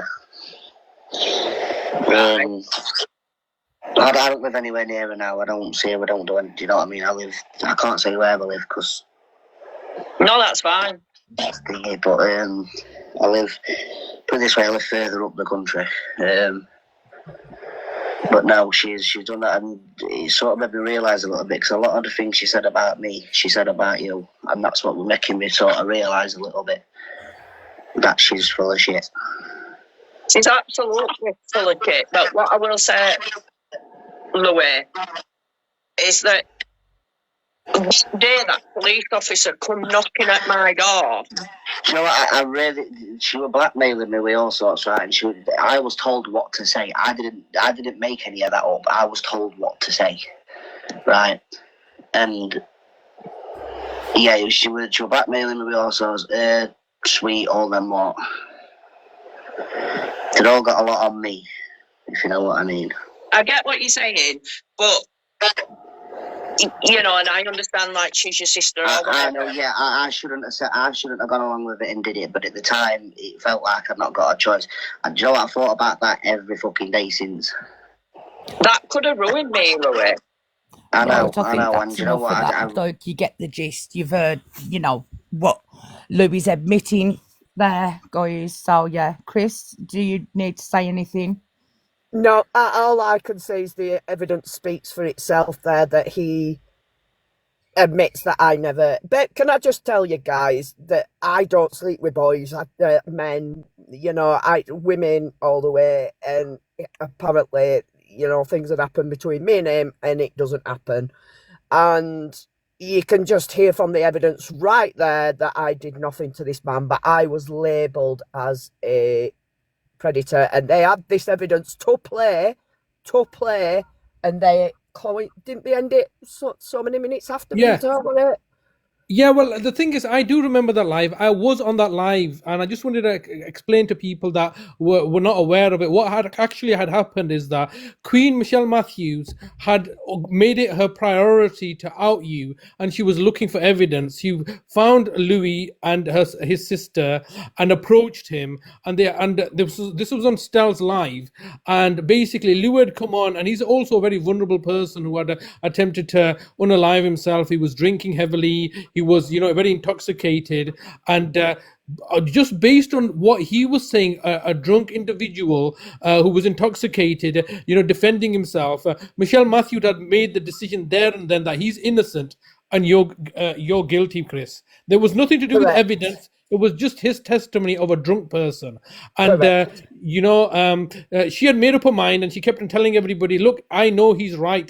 He's telling the truth. This Christian is a wrong. And she just kept on, you know, bad-mouthing you and stuff. Then his own sister had come up and said, look, no, he's my brother, and I'm telling you, he's a wrong un. And obviously, his sister is a close friend of yours. And she was a bit alarmed at what had gone on, because this was much later in the live. And she had said her own daughter had heard the live about you and everything else, and she was kind of upset. So she said, look, my daughter was upset. I just wanted to come up here and, you know, give you my version of events. As soon as she said that, and I've got the recording of it, it's actually on my page, Michelle Matthews went ballistic. How dare you manipulate the situation? Basically, they didn't want to hear anything. And your friend, go on. His sister had come up and said that her 14-year-old daughter had committed SH to herself because they'd heard what was going on. And Michelle called her a bitch and a liar. Even though they had the voice note, and Stell, Shell, and Paul had heard that. And we know that because we heard them say at the end of the live, we've got to go and deal with this now because the other are going to protect Lou. But they haven't come back on since, have they? And Chris or anything. Well, let me just clarify something. Let me just land my point. So this is what I recollect, and you can then correct me. So she did say that. I don't know what SH meant at the time. Thank you for clarifying that. But she had said, look, this is what's happened to my daughter, and I've come up to clear the situation. You're wrong about my brother. But they were not having any of it. And then Michelle Matthews just lost the plot, as she does, and went for this woman, a mother who was just trying to defend her daughter. And she said, look, I've got the evidence. I've got recordings of it. They give it, present the recordings. And they were I think what happened is that they were supposed to play those recordings because everybody wanted to play them.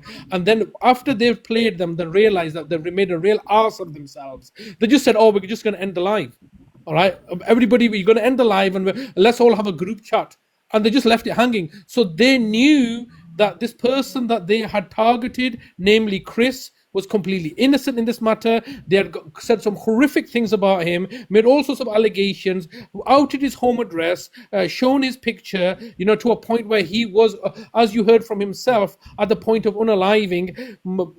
Vimto had done the responsible thing, called the ambulance, and luckily that may have, he's here today to give that testimony.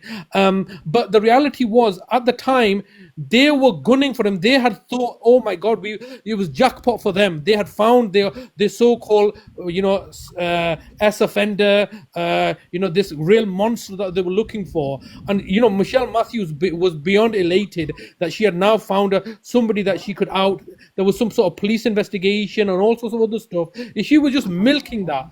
And it was all for video, for viewing. And then when they got that information that completely exonerated you, they didn't even play it. They just said, all right, let's just move on now.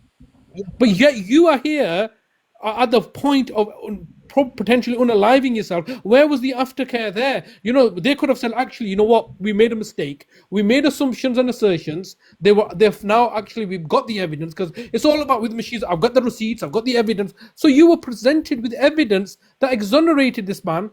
And even to this day, you are still being targeted by these people, because once Michelle Matthews, in her infinite wisdom, has made up her mind about something, like she's made up her mind about Rangi and Neo and everybody else, no amount of evidence that you can present will change that mind. And when there's irrefutable evidence, as in this call recording that you heard, it's basically, well, we don't want to talk about it now. But why? What consequences are there to you? Because, if the police had done that, or if public authorities had done that, you could hold them to account. But these people feel that they can troll people for what entertainment. They're doing this right now so they can get views and entertainment and gifts. And then somebody's about to endanger their life.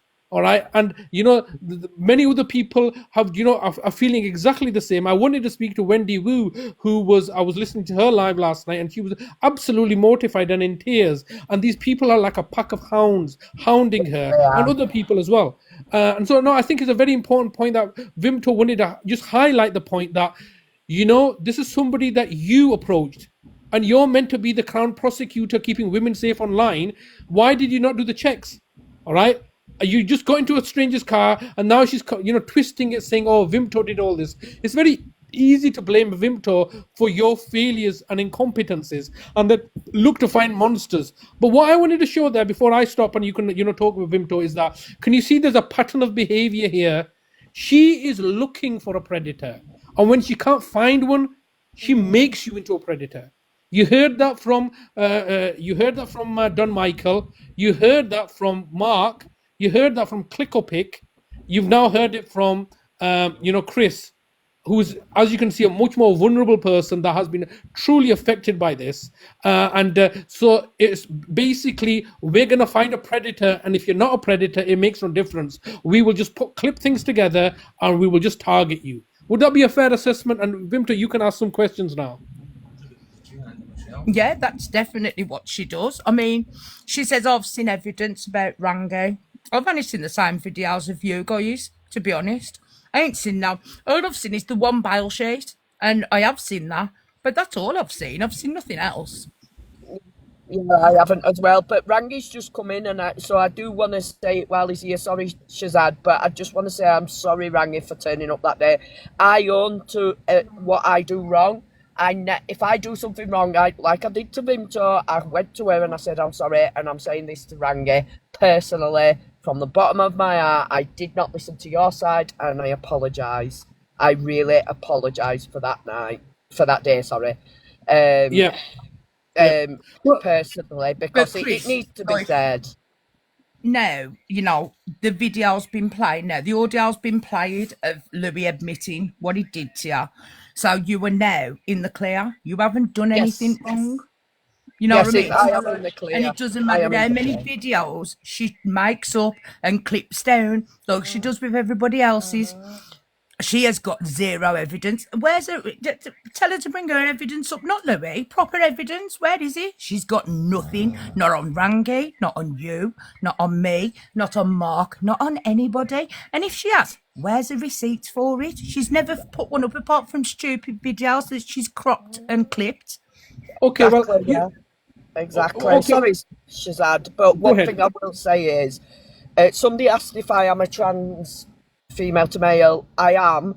She has really gone for me with that as well. So if you hear that on her lives, her videos, that part does not bother me.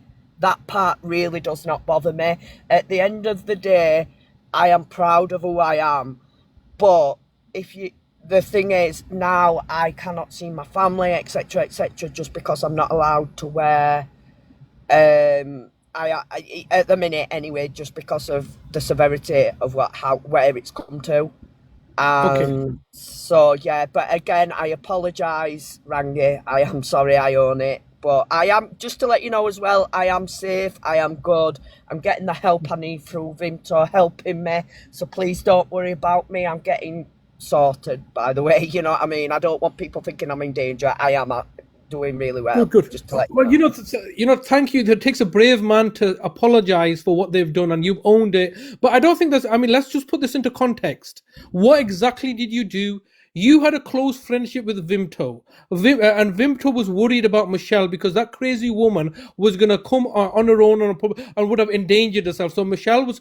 You've seen here now clearly. You've seen that Vimto was simply looking out for her friends. Michelle Matthews was her bestie. She doesn't. Michelle Matthews doesn't have a car. So she needed some transport. Vimto was worried about that. She had another friend, which was Chris. Chris came down, and what has exactly Chris done?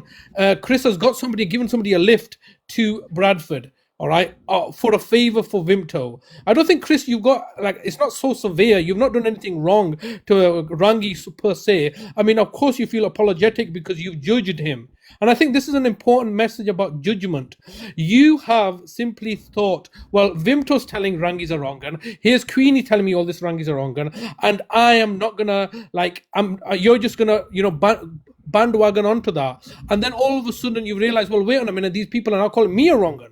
All right, and that can't be right. And so then you've reanalyzed the situation, and maybe we shouldn't have jumped to those conclusions. And I think that's the ultimate, aspect that I wanted to highlight here is that, yes, you pass judgment on somebody, and I think that's what you're really apologizing for. But all you did was do a favor for somebody come to down. You didn't antagonize Rangi, or you've not been promoting this agenda. You've got your own issues to deal with, mate. And but it does at least take a brave man to own up to any wrongdoing that is done. What I would like to see is, are those trolls going to own up to this? They're never going to apologize. So I'd love to see it, mate, because essentially, let's be honest, Shazad, they've got me wrong. The proof's there. It's been played, okay? And even if they apologised, I wouldn't accept it because they technically run me out of my own town. But it'd be interesting to see if they did apologise, because everybody makes mistakes. I'm not perfect, you're not perfect, everybody does it. But if they sat there and said, I apologise, I'd be sceptical anyway if they're just doing it just to make themselves look good, because at the end of the day, I didn't do nothing personally to Rangi, but I turned up with,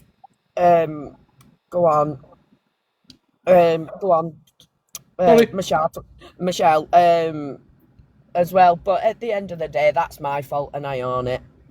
No, but the thing is, you know what? You'll find a troll is incapable of apologizing. When they do apologize, it's always some fake apology, all right? It's always some, superficial, or because it serves their agenda. Now, you've heard... thank you, Chris. Is there anything else? I just want to move on because I was just conscious of the time. No, that's it. That's all I'm going to say. I can't say too much, but just to let you know, is that the guy that accused me now is on bail now, which I will be posting. So it's for everybody to see. So, and Vinto's seen that, and Vinto, so yeah. Yeah. Well, thank you Thank you very much, Chris, for coming online and sharing your experiences. And obviously, thank you for sharing that. And hopefully, we'll continue to engage with you. And we will, it's good to know that you're in a good place right now, despite these trolls, whatever they've done to you. So thank you for coming up and sharing that. Thank you very much. No worries. I'm going to drop down because my battery's going on that. But yeah, thank you. Yeah. Okay, thank you very much. We've got Justice here, but before I come to justice, there was another person on the lineup, which was, I think Coffee Cup. Now, Coffee Cup has decided not to join us today for multiple reasons. I think he's spending some time with his daughter, but he did make a statement, and what I want to focus in on is her. Michelle, you've all heard Michelle Matthews own up to what she's doing wrong. You've heard her. She's said it so many times I can just like verbatim repeat it. I was a stupid teenager. I did something stupid. I've learned my lesson. I've done something stupid. You've heard her own up to the fact that she did something stupid, which was maybe assault a friend at a party or something. However, the information coming through from various sources is that no, actually this is far more severe. So I'm just going to, before I go to justice, I'm just going to read out a statement from Coffee Cup, who can't be here today, but he has given me a statement. Now, I just want to make people aware that I am dyslexic, so I have problems reading and stuff, but I'm just going to take time to read this. And this is what Coffee Cup has told me regarding this incident that so-called Michelle Matthews has owned up to. So it says here, multiple assault convictions. She has served conviction for assault, including a pattern of violent behavior. Reports describe these as part of a broader history of going off the rails, likened to personal struggles like postnatal depression and heavy drinking. Knife-related assaults. One serious incident involved assaults with a knife, classified as a grave offence under UK law, like under the Offences Against the Persons Act 1861 or similar, for wounding or grievous bodily harm. For this, she served a 12-month prison sentence. No specifics on victims, location, or year are detailed in public sources, but it occurred prior to 2010. This conviction was emphasized in the documentary to underscore the severity of her prior actions. Other convictions, additional offences including shoplifting, theft-related and drunk and disorderly conduct, public intoxication and disturbances. These contributed to her receiving multiple antisocial behaviour orders, or ASBOs, before the Duchess Green events. ASBOs are civil injunctions in the UK to curb persistent nuisance behaviour, and breaches can lead to criminal penalties. So then I've wrote that, please can you provide sources? Because it's all very well making this, that's just a statement, isn't it? An assertion. So I've asked him to provide me with the sources, and this is what he said. He said, it's from Google and local papers. You'd have to go through Manchester Evening News archives. I had the info months ago. I didn't keep everything, and it's also listed in files from the BBC reports that are the story before the programme is shown. Now, what programme he's referring to is Michelle Matthews and her family being part of the Neighbours from Hell documentary, which was created by the BBC, and it shows Michelle Matthews many years ago, and how she was absolutely a terror neighbourhood, terrorizing the neighbourhood that she was in. So there's a BBC documentary about Michelle Matthews, this very same individual, and that's what this gentleman is referring to. So I'll just continue. All about the housing as asbestos, I'm sure Vimto would have been told. So we'll talk about this when me and Vimto are doing this interview. If anyone uses AI, they can find out. She also used to sell counterfeit goods. I'm sure I read somewhere she was done for that. So there's some allegations there about, drunken disorderly ASBOs, but the point that I want you to focus in on is that, the thing that she owns up to, she never has told anybody about knifing somebody. And it's quite interesting because me and Vimto have been talking about, these issues about knives. So there's something about this woman, about knives, and she's already been convicted of this. You'll never hear, Michelle Matthews own up to this. There are other further allegations about, counterfeit goods and all these other things, but they can be classed as hearsay. I don't know whether evidence exists of that. But what's the serious offence that she has gone to prison for is knifing somebody. All right, that's what she got a 12-month sentence for. She's never owned up to that. She's always blended it as something inconsequential. She was a stupid teenager, got into a brawl with a party with a friend, and it was just minimized it all. And she's owning up to something like that. The reason I'm highlighting that is because she will never own up. These narcissists never own up to their true crimes. They always offplay them. And here you've seen that Chris has been victimized to a point of nearly unaliving himself. And will he get an apology from her? No. They will never, because they have an incapacity to show remorse for their actions. All they look to do is terrorize and get narcissistic supply. So I just wanted to read that statement from somebody who doesn't want to be here today, because they know there might be consequences to them personally, because here's a very dangerous individual that has been locked up for violence with knives. So thank you for listening to that. I just wanted to move on to my next person, which is Jodie Justice. Hello, Jodie. Can you unmute yourself? Good evening. You all right? Hi, Justice. I just want to make clear to the people that are listening today that we've never spoken before, have we? Nope. I messaged you once, and I, like Stel said yesterday, I asked if you was Purple Aki. Okay. No, I have heard of your work. I know that you and Michelle Matthews are got a TikTok beef going on, but I don't really know you. I've not really engaged with you in the past, so I think it's important for me to highlight that you and I were not of any association. I just want you to give you the platform to talk about Michelle Matthews, who is the subject of our live today, and to tell me about your experience with her. When did you first meet her? And just talk me through that journey. Well, first of all, lovely to meet you under such lovely circumstances. Okay. Well, I first came upon Michelle when I was beefing Stel with a woman called Claire, because Stel actually had a picture of her son on his phone, and I kind of disagreed with it. So just like you do, you all get involved, you all kind of get on as girls to try and get the picture off his phone. But then Michelle, I believe she had me targeted from about 2 years ago, because I saw her before going for Ranji nearly 2 years ago. And I think that's where she originally put me on her radar, to be honest with you. That's what my gut intuition is telling me. And I think she was trying to worm a way to find a way to get me. And I think when she saw Stel and she saw Claire, she thought, I'm going to get her now. And that's what she tried to do. Okay, Jodie, so what you're saying is that you were associated with Rangi, or so you had, like, you knew Rangi? I knew Rangi because we stood up for the same sort of things. We both stand up against social services, and how social services try to derail parents into, Section 20s and everything like that. Yep. So you knew Rangi from his lives. I knew of Rangi. I knew about him. Yep.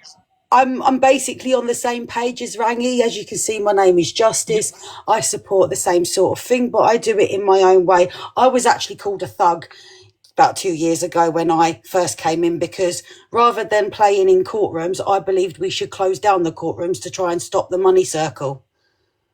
Yes. I understand this, and I just want to focus it back on, how you actually got to know about Michelle Matthews. So you were going to run his about me.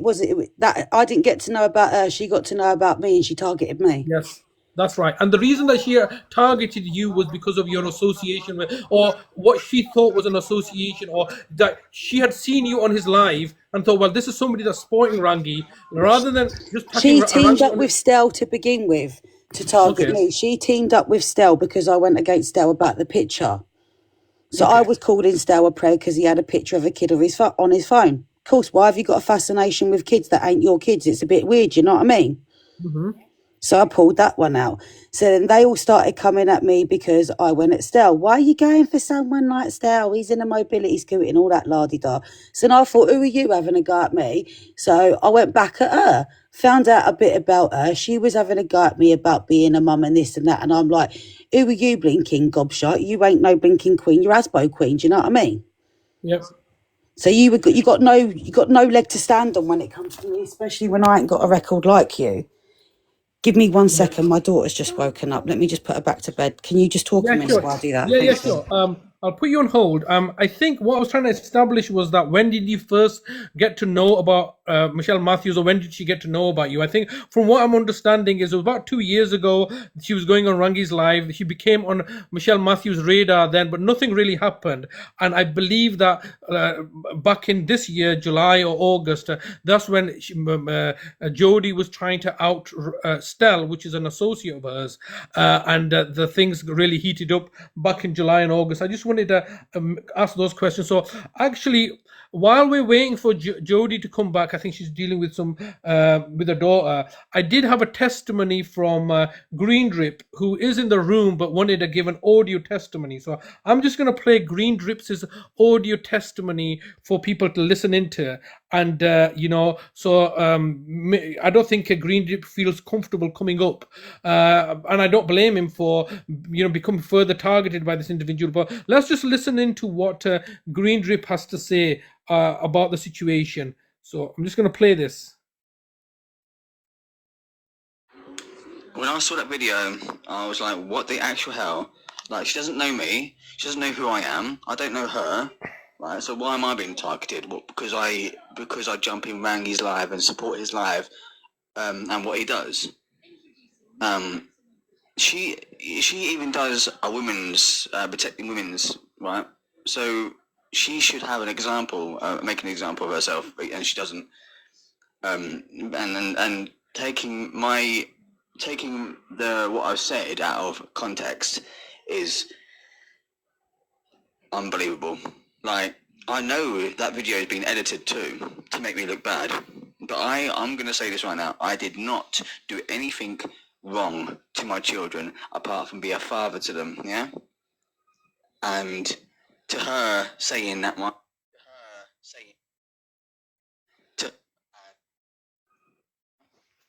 Just 1 second, please. Father to them, yeah? And to her saying that my girlfriend's underage when she isn't, that's just taking the mick. Like, all I'm going to say, Queen Bee, is that you need some help, mental and physical help, because what you're doing isn't right. You're trying to bring people down. I was getting thousands of ads just because of that video, yeah, of what you made up about me. And I had to put my my account on private just to stop the ads from coming in for a bit, yeah, because I was getting that many, right? And it didn't matter what I said, what I'm gonna say, because like even Vinto questioned me, everyone else was questioning me what happened, right? But it didn't matter what I said because they was always gonna believe your side, wasn't they? Yeah, obviously because they were from your side, they was always gonna believe your word for word and what you say, or what you said. But you're just a lying and manipulating bitch, and you're just a fake. I didn't do anything to my children what you made out to be, right? I didn't do anything to my children at all whatsoever. So yeah, thank you for taking thank you for letting me take the time to speak out, and I appreciate it. Thank you. Bye bye. Okay, I think there's another one here. I don't know if it's the same one. Let me just see that. And Queen Bee, you need to be very careful about what you say to people and what you make up, because you don't know what problems people have. You don't know what sort of mental health issues they have. You don't know what's gone inside someone's head, right? So luckily, I do not have mental health issues, right? I do have dyslexic, and I do have special needs, right? But you could affect someone one day. Right, and I mean badly affect someone. Right, the amount of stories you make up about people, someone could end up doing stuff to themselves because of what you said. Right, so you need to think about it. But it sounds like you've got mental issues, because what you say about people is not right. Right, you're affecting a lot of people. I don't think you're quite clear, or I don't think you're quite. I'm not sure if you're quite clear what you're doing. And you don't even give people a chance to defend themselves either, right? As soon as someone jumps into your life, you're like, oh, block, and you carry on chatting your crap. But you just don't understand. I don't think you understand how you're protecting women, because you're not protecting other people, are you? You say you're protecting women from this and that and the other, but you're actually not, are you? No, you ain't. You chat shit, you want people to listen to your crap, and you go on and on. Now it's time to pay back, bitch. It's your time. Okay, that was you know, somebody's saying it's not a testimony, it's you know, a statement. Well, what is a testimony? All right, but a statement of fact according to that person. What would you like Green Drip to do? Put his hand on the Bible or something? Will that be make it? What we're gonna have a testimony and a statement from Vimto? Do you want her to swear on Bible and then will it become a testimony? Do you need it to go to a solicitor where they can there's a statement of affidavit? All right, it's a statement. Yes, he's giving. Sorry, what was that, Vimto? Sorry, I'm just going to have a quick couple of seconds with you, talking about what Green Drip's just said. He is telling the truth. I did question him, and he said he would go into the police, because Michelle were putting his girlfriend's face up, and she wasn't. She didn't want to be out there. And I said to Green Drip, look, you go to the police if you need to. I can't stop her doing these things. Look, if you ask him, I told him at the time, I can't stop her. I can only try to talk to her. And the other thing is, the clip that she's got where Green Drip's, it sounds like Green Drip saying that, she's clipped it. What the full thing actually says is previously to that, because she's not going to play the full clip, never. Because what he says is, I was accused of doing this to my daughter. He didn't say, I did, how she's clipped it. Right after it says, I have been accused of doing this. And then when he says that, then she starts and puts the thing out.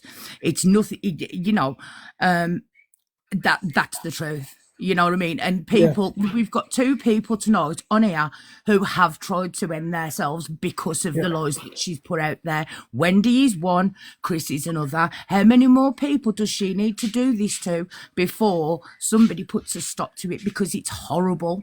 I know. And you know, what I wanted to focus in there, I'm trying to take an outsider objective view here. You know, there's a person here telling me, oh, that's just a statement or this and the other. I'm trying to show a pattern of behavior here. What's happened here is that Vimto was Michelle's bestie. Vimto had a friend called Chris, and then he became targeted.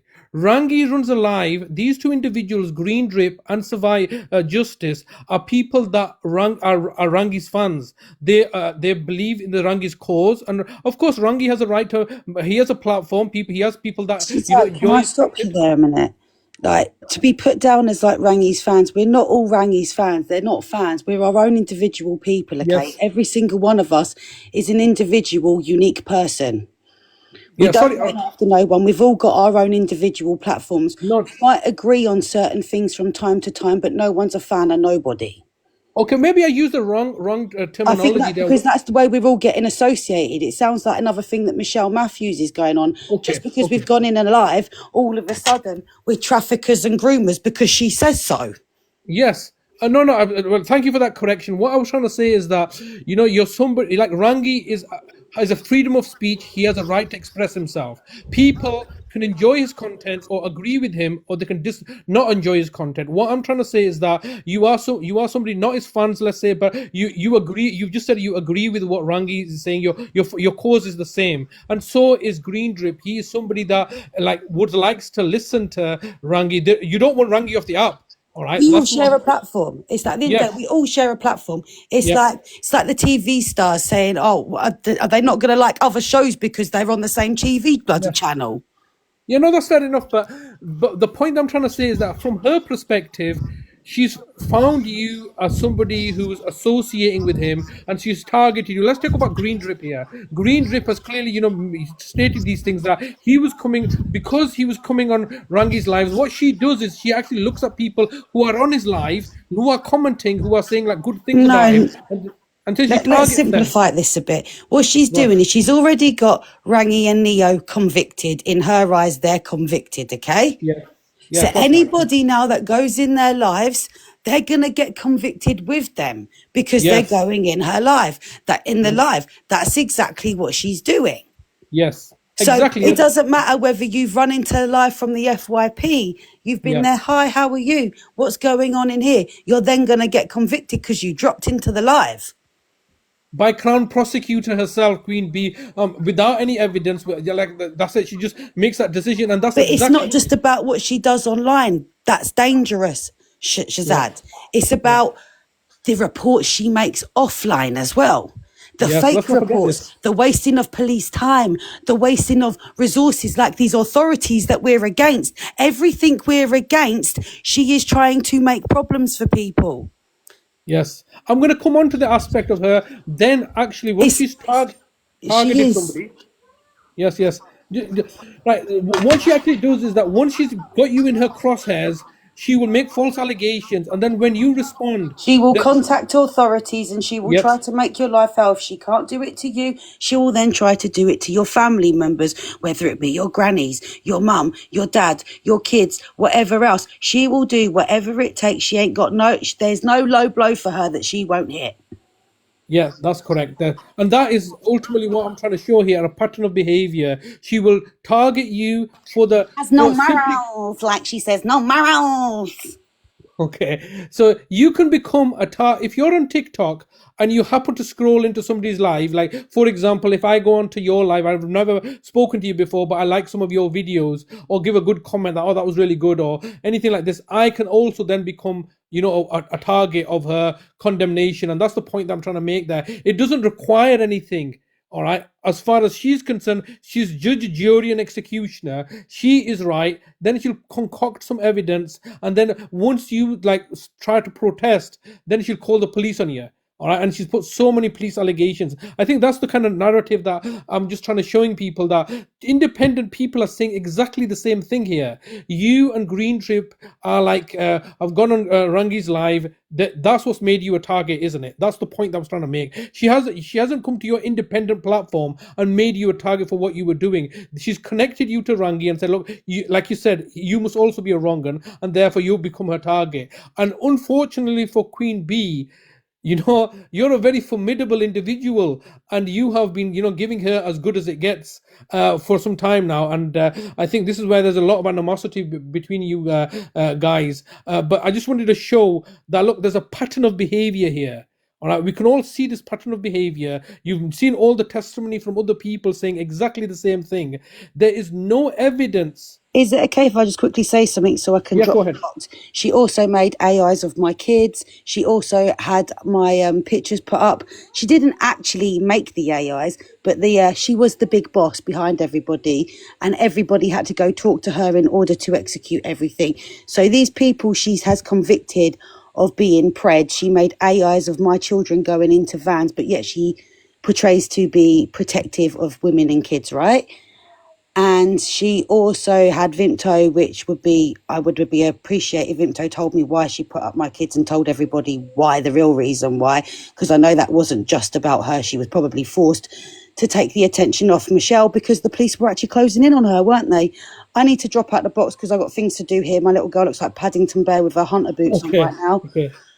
Thank you, Justice, for coming on the live, and I think that is an important question. But I think if you continue to listen in, and I'm going all to will answer be it revealed. now. All will be revealed in the goodness of time what role Vimto played, because obviously Vimto was her bestie at a time, and so she can give you the inside information. I don't want to hold any convictions. That's all I'm trying to say. All I want, please, is the truth. That's all I do want is the truth, so then I can do what I need to do with it, please. I'm gonna give you the truth now. I'm also gonna ask Tan to send you the receipts for it because she has got them.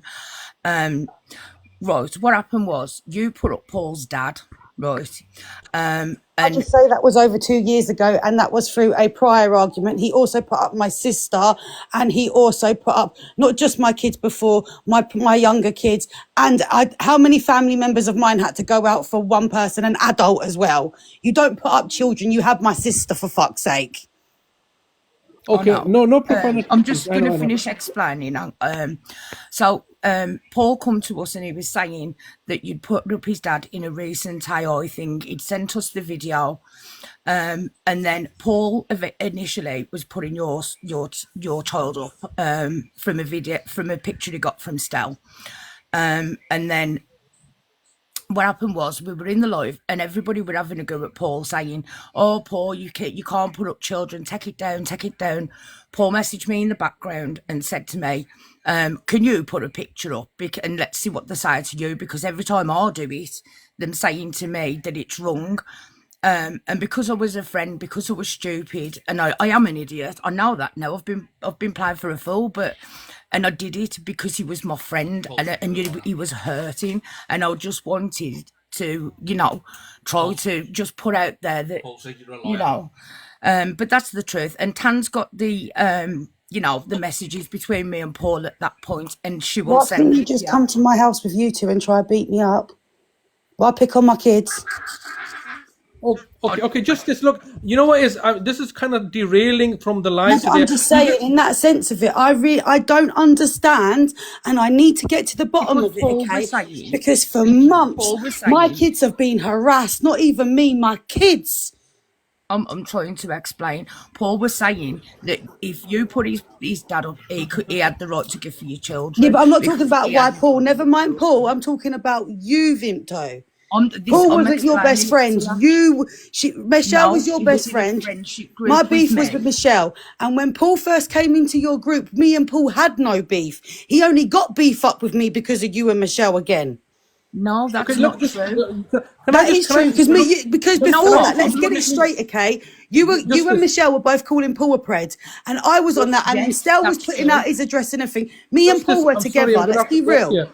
Look, Justice, we can have this conversation. I just don't want to derail from the I'm not derailing. I'm just putting it back to the way it was. Let's get the real story out there. Facts. Yes, we will. I'm putting it out.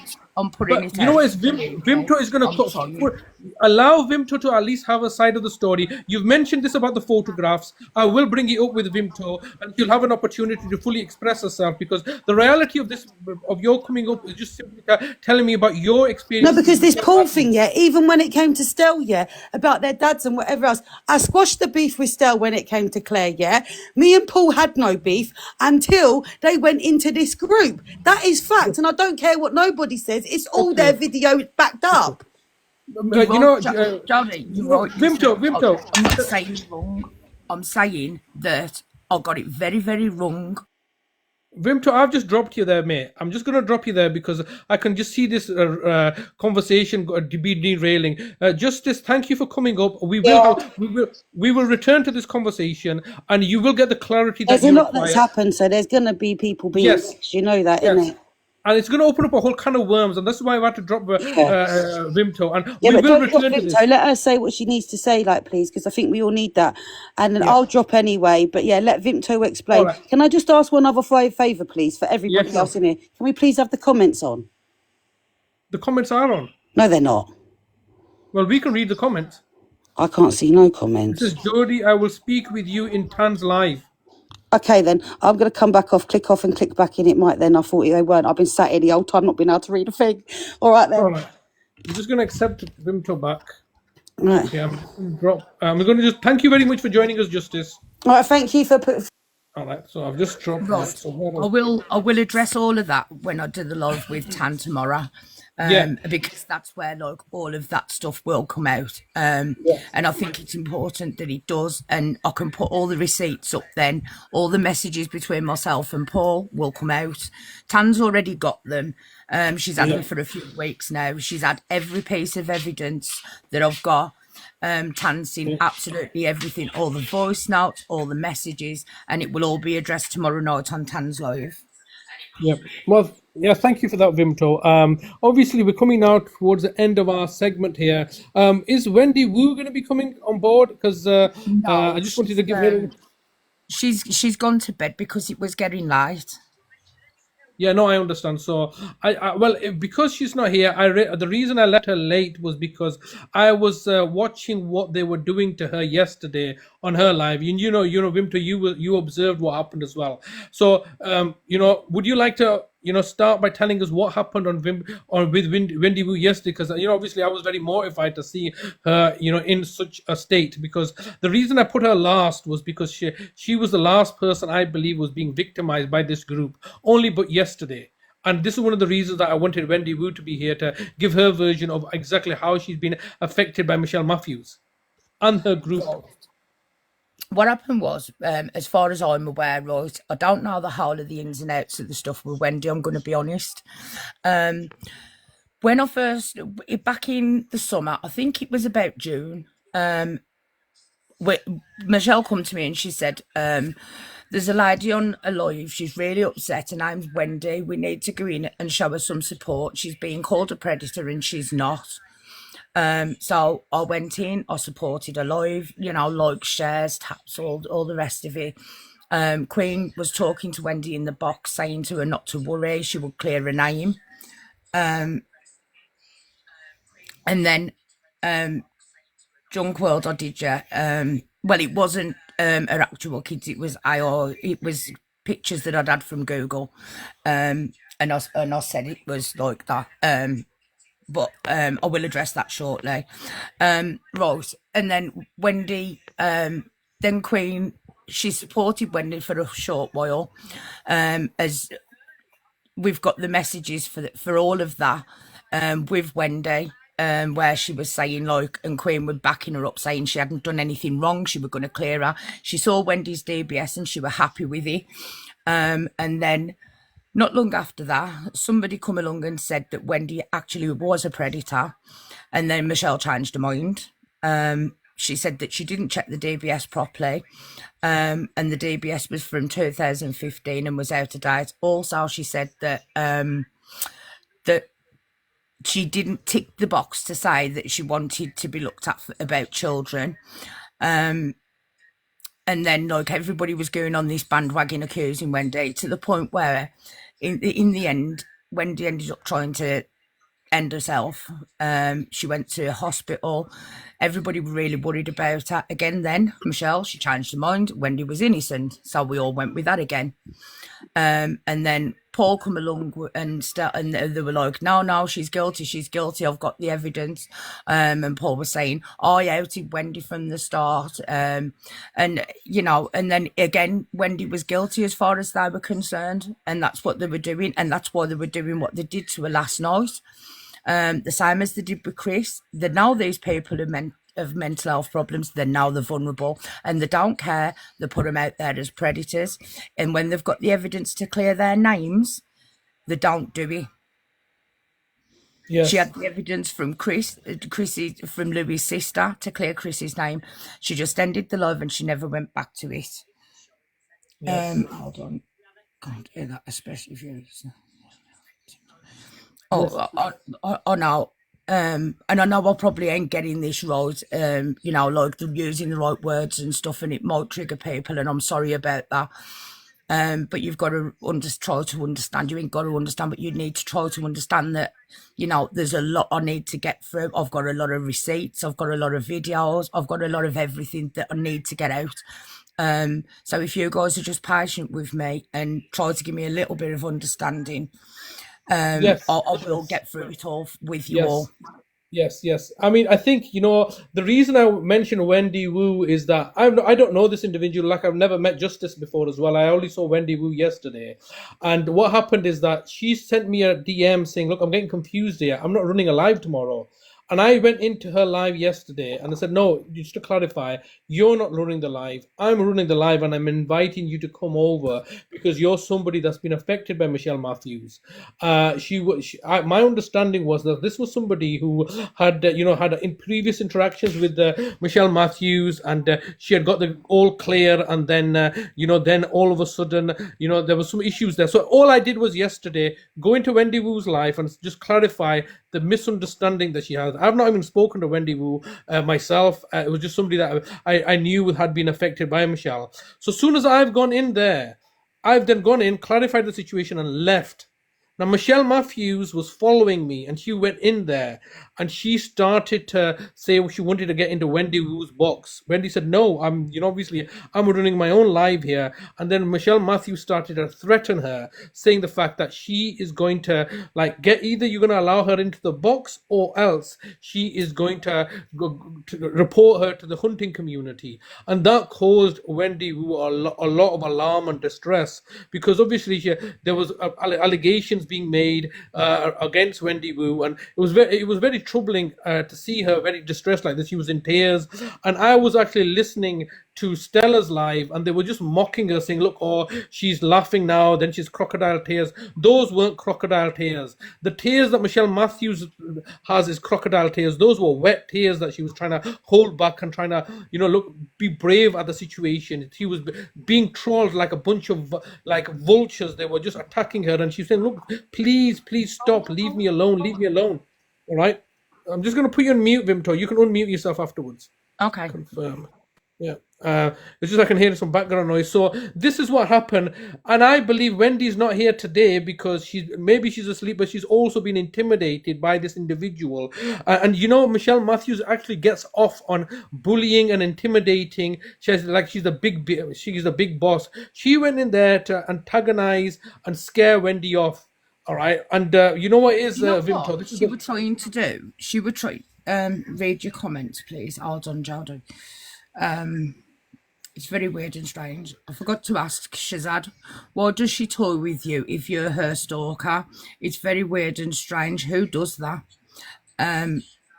Who's that from? That's from Jodie. She's asking you, why does Shell do that and toy with you and stuff? Yeah, well, I'm going to explain that because this, just 1 second, let me just address that. So this live is meant to be our conversation. So far, we've not even gone to the conversation yet about, how much information I've got from you. I just wanted to clarify. I got your WhatsApp messages from Michelle Matthews. It's over 5.3 gigabytes of information. All right. Yeah, because, so we've got the full. Why?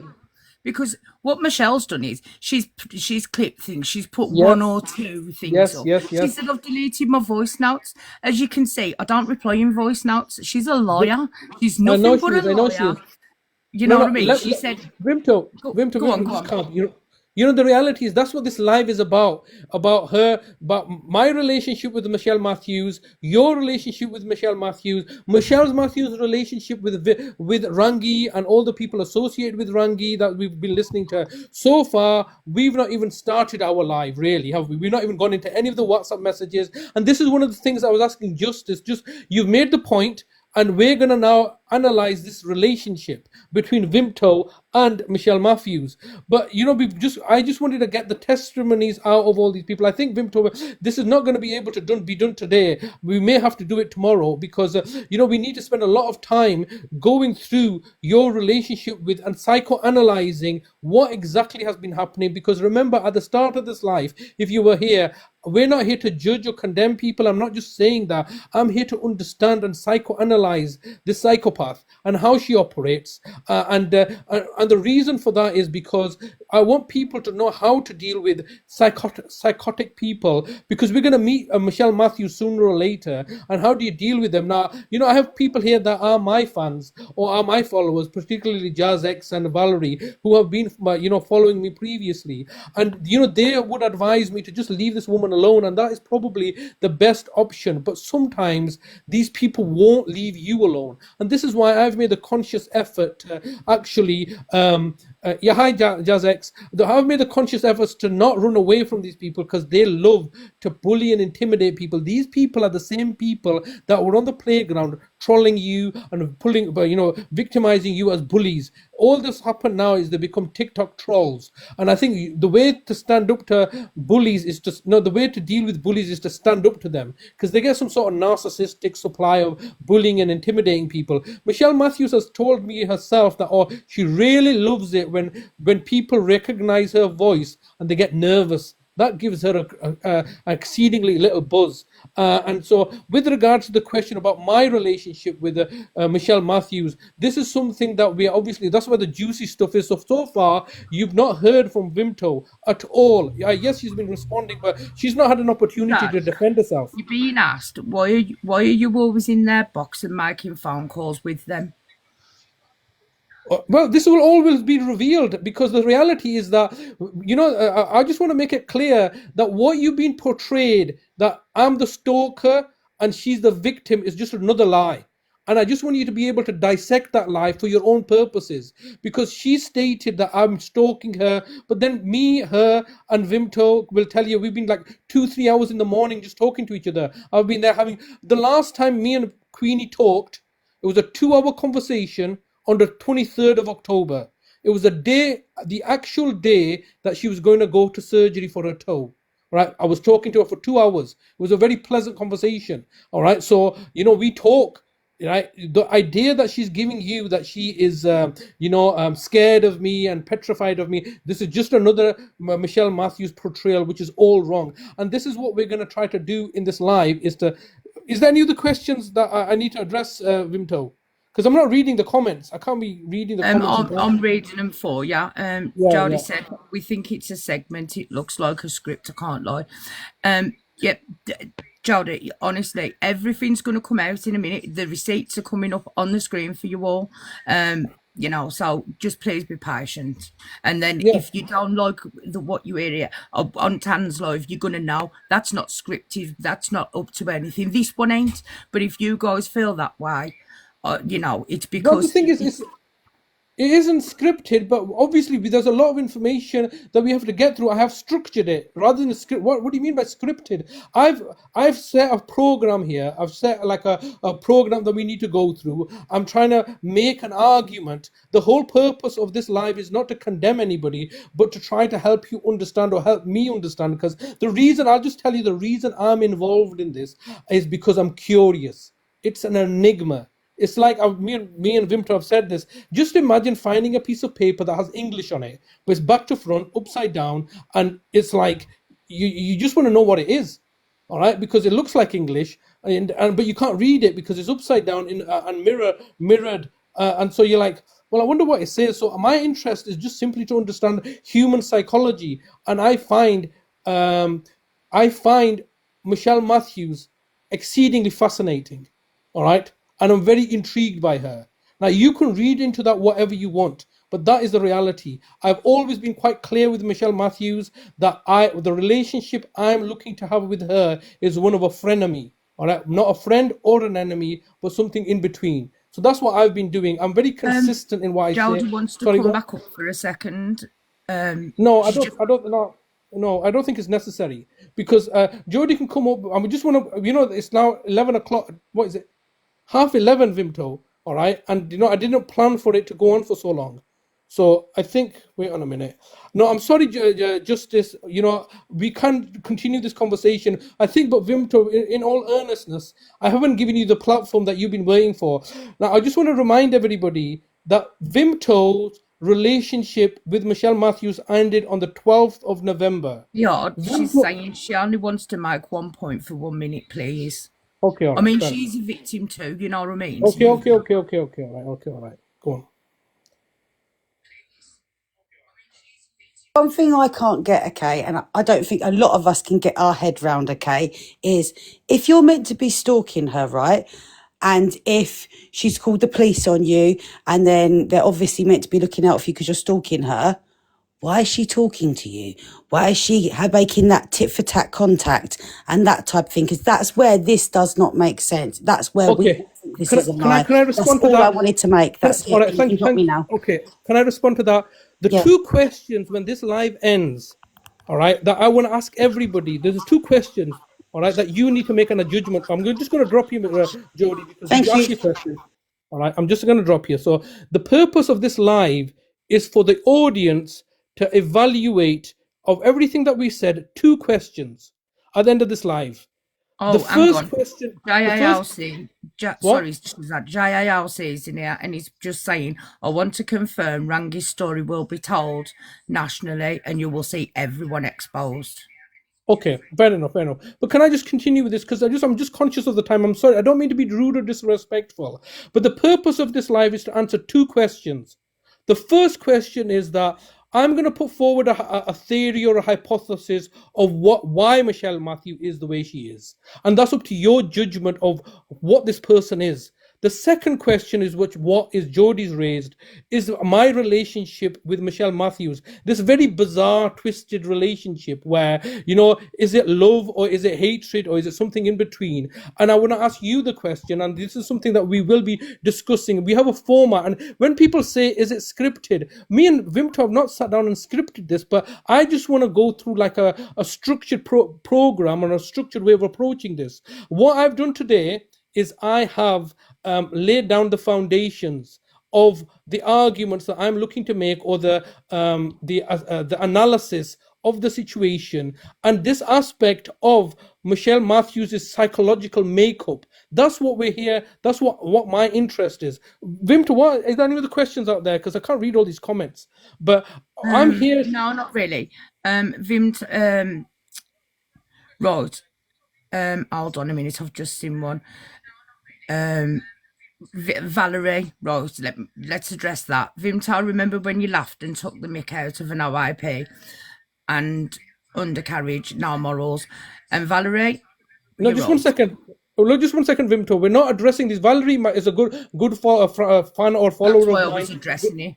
We're going to address these when we go through the whole situation, because right now, just like Justice was asking you to address something, we're going to get. Everybody's just asking, can I hear Vimto? Can we hear Vimto? That's all the comments are And you saying. will hear, but Vimto, you will be heard. But in this context, all you're doing is defending.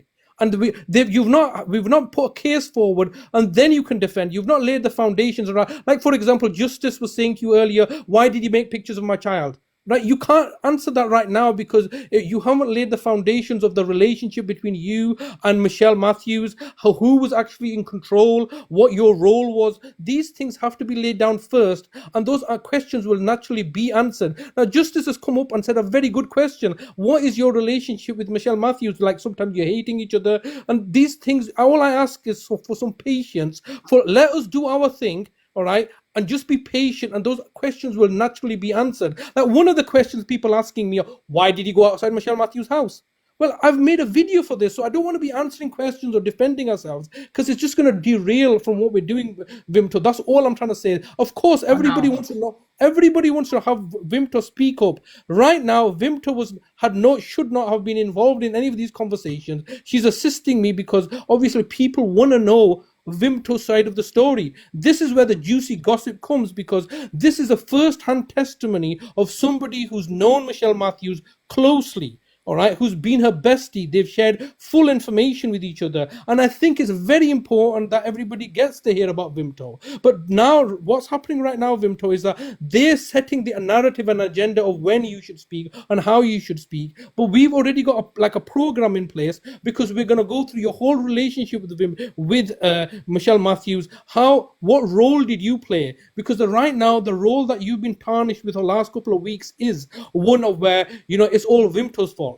And we want to just show you another side to this. And this is why I said that, I want you to be open-minded and not pass judgments right now. But Vimto, what they're going to do is they're going to ask you one question after another question after another question, and you're going to be on the defensive. And the reality is that when we've gone through our, full analysis of your relationship with Michelle Matthews, it's just now coming to 11:30, and we've not even started that analysis. Then, it's just unfair upon you, because what's going to happen is that they're going to ask another question and another question, and you'll just be defending. And it's not necessary, because we've not had an opportunity to put your version of events forward. What we have done so far is show the fact that when your relationship broke down with Chris, you still was a responsible adult and acted in a compassionate manner, with empathy. And what people can't seem to understand is, how can Vimto be portrayed? Because there's a lot of confusion here, because they're portraying you as a baddie, yet the evidence does not support that. And you do need to have an opportunity to, sit down and go through that evidence, because so far you saw Michelle Matthews yesterday going through all her evidence, trying to unpick things. We so far in this schedule have only gone through the testimony of other people. I'd like to remind people that we heard Don Michael here from Italy saying how he was subjected to this. We've heard of Mark Rochelle, how he was being subjected to this. We've heard of Clickopic, Green Drip. We've heard of other people. And I think it's important to get different individual people saying exactly the same thing. Now, what's happening next is that they want to character assassinate you, saying, well, you were part of this. We don't understand why. One of the questions they're asking would want to know is that, why did you come to me, of all people, especially from a stalker? All right. But this is, once again, narratives and agendas that have been portrayed by Michelle Matthews. And what we want to show is that, look, this is all fake. All right. And people need to understand the fakeness. But just to say in summary, and Vimto, I will let you speak, but Vimto got fooled. She was groomed by Michelle Matthews. And Michelle Matthews is a real groomer. She's groomed Vimto into being her minion. She's presently grooming Stella and Paul, who I know would be laughing right now that they're not being groomed. But you've heard testimonies of other people that have been groomed by her. You heard earlier on Chris say that she was being very nice and manipulating me, or like being very kind to me at first. She is a groomer. The very things that she claims other people are. Now, what we want to get to is, what's this Vimto? What's this Jazex? What's she saying? She's saying, she's going Vimto, Vimto, Vimto. We need to hear you, Vimto, Vimto. They're telling me to not speak on here now and go to another live because they're not getting what they want. Well, don't give them anything. They can probably come back. Listen, I'm not. Right, Jazex is your friend. You need to speak to her. I can't do that.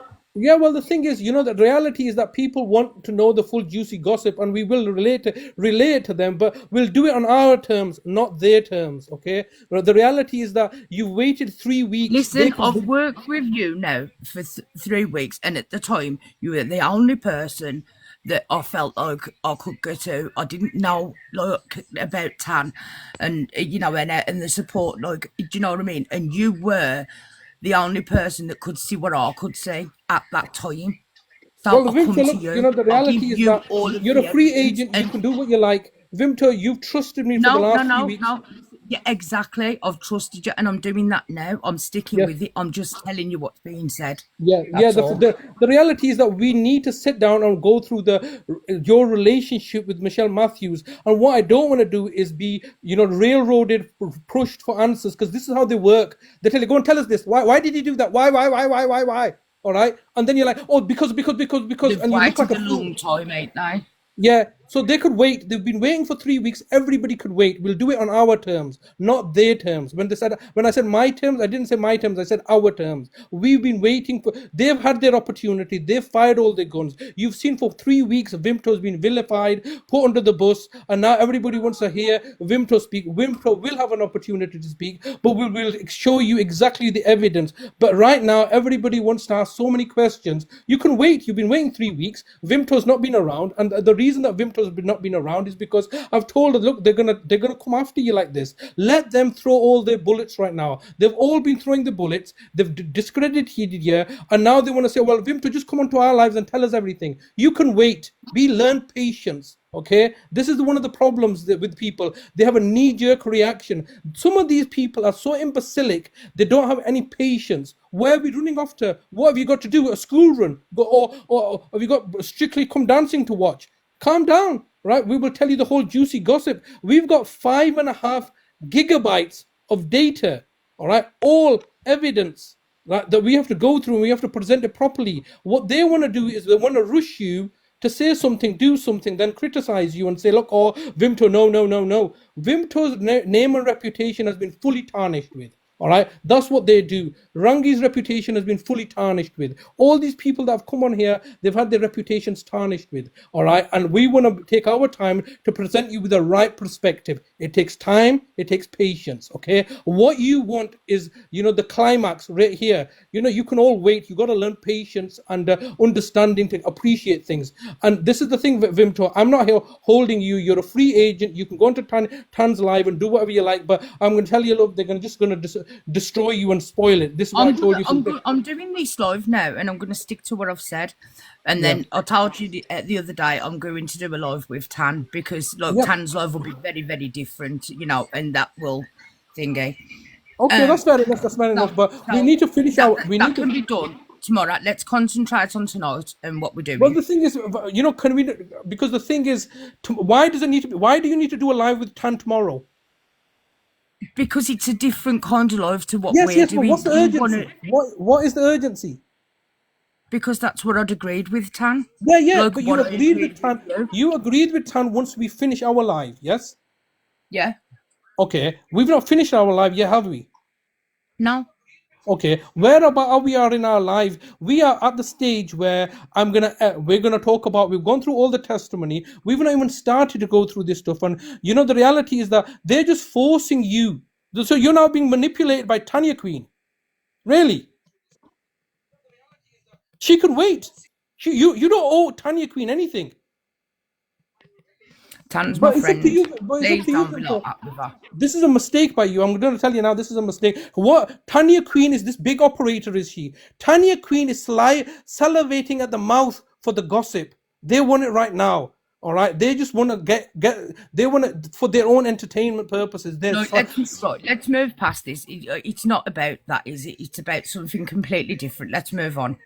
Yeah, let's just move on. But the reality is that it's coming to be 10:40. I'm going to look to end the live now. We want to continue it tomorrow. Is that okay? Not really. I wanted to at least start on putting some out tonight. Well, the thing is, look, at the end of the day, look, you've agreed to us. I'm just going to end the comments now, and I'm just going to look to end this live because I'm just getting frustrated because the reality is that Tanya Queen, she's an agitator, all right? She just wants the glory. So if you want to go to Tanya Queen, yeah, I suggest you all go to, and you can do this, but what they're going to do to you, Vimto, is they're going to rip you apart. That's what they're going to do. And you're gonna be like, but I've got the evidence, I've got the receipts. They're gonna make an ass of you, like Queenie. That's what I think. No, listen, I'm doing this live. This is important to me. Being here is important. I need this. And they should respect that. They should respect that. I need to do both. I don't need you disrespecting Tan and like saying, and I don't need Tan like coming and disrespecting you, which she hasn't to me. Like, I just want to. No, she has. She has disrespected me. I'll explain to you exactly why, because you don't understand. You're being manipulated, and I'm getting frustrated because the fact that Tanya Queen is. Wait a minute. Let me just turn this off. I'm going to turn off I'm just turning off the comments. I don't want to hear these people because what they want. Because of what they want. I'm just going to break it down and explain it to you. Right? When Queenie did this to you, you wanted to go in straight away, didn't you? Yeah. You wanted to just go in there and have it out with them. And I saw the benefit. When you explained it to me, I saw the benefit. And to be fair, you have kept me on a level for weeks now. Yeah. So now what I've done, I'm just going to explain to everybody what I've done. I've made you valuable. That's what I've done. And I've made you valuable because I've removed your availability. Because everybody wants to know Vimto's story. And nobody's getting to get it. All right?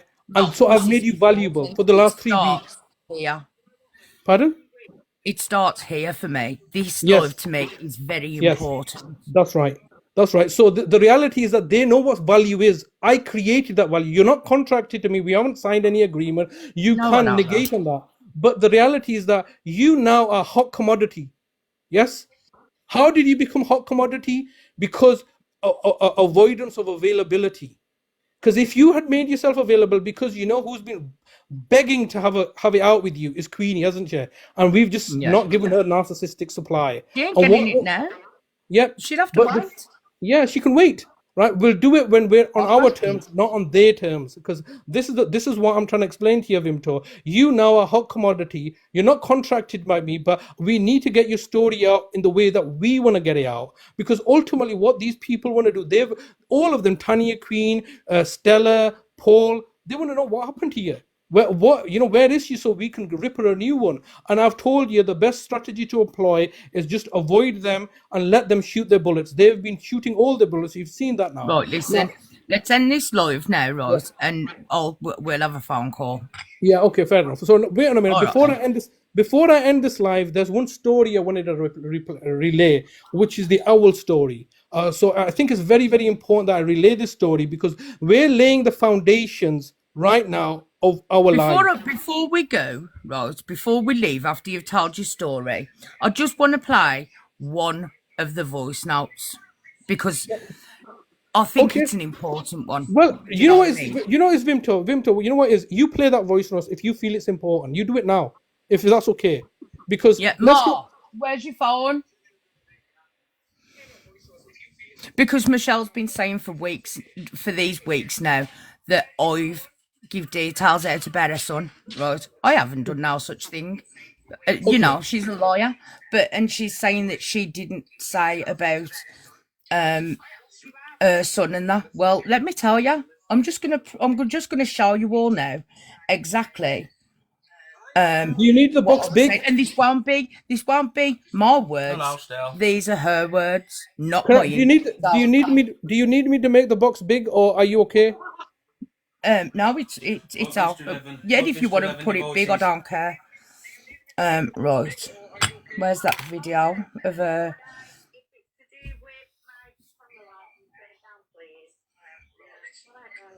Hang on, I'm just finding it now. Where's the volume on your phone?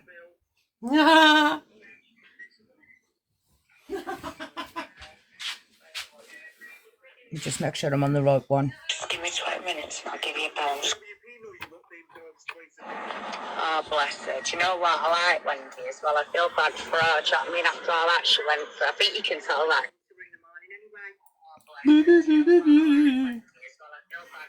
Get dead snappy, but... Oh. Do you want an handkerchief, Shell? Oh. I can't. Oh God, there's that many things on here. I'm struggling to find it. This is the reason. You see, this is the reason you put yourself into this situation, and now it looks like you're panicking and stuff. And this is what they're going to be No, I doing. ain't panicking. I'm just looking for the I know. right one. But it gives us, we need to have an opportunity to be well organized and presented in a manner that comes across as that we know, like you know what you're doing. So I'm going to give you the time because you said it's important for somebody to for this information to get out. But we want to do it in a way that's structured and, we've got the time. We don't owe any, let me just clarify to anybody that's listening here. We don't owe you nothing, mate. All right, we are here to give you entertainment and pleasure for yourselves. So we're here to entertain you at no cost. You're not paying us anything to be making demands of us when we should do things. We will do things at our own time. If you're not happy, please leave. But what I'm going to give you is real life gossip, real life interaction, a real relationship breaking down. And if you think you can do better than that, then go and put your TV on, because those are all lies. Those are all scripted and fake. This is a real relationship that we're going to be analyzing how it broke down and everything like this. So like I said, I don't owe you anything for me to be sucking up to you. At the end of the day, you're my life. Anyway, go ahead, Vimto. Right, okay. Interaction between you and Michelle Matthews on the 8th of August, I believe, because that's what I could pick up. Yeah. All right, so that's important. And she was talking about her son and his behaviour.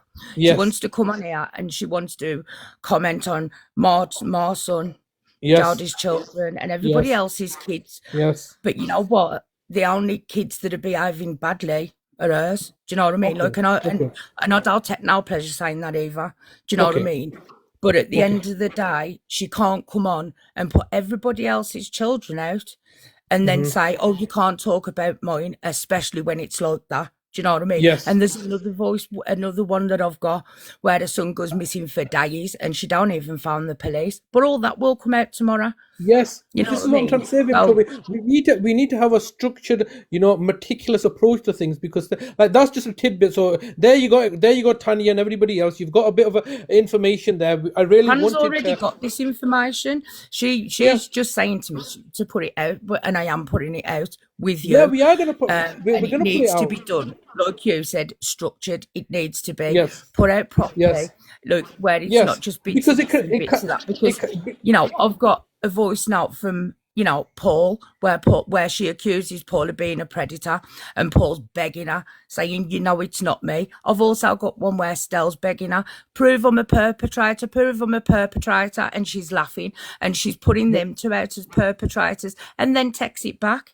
You know what I mean? Yep. Because she's got no evidence when she put them in. So look, there's loads of stuff there. Yes. But guys, please be patient. Honestly, Yes. please.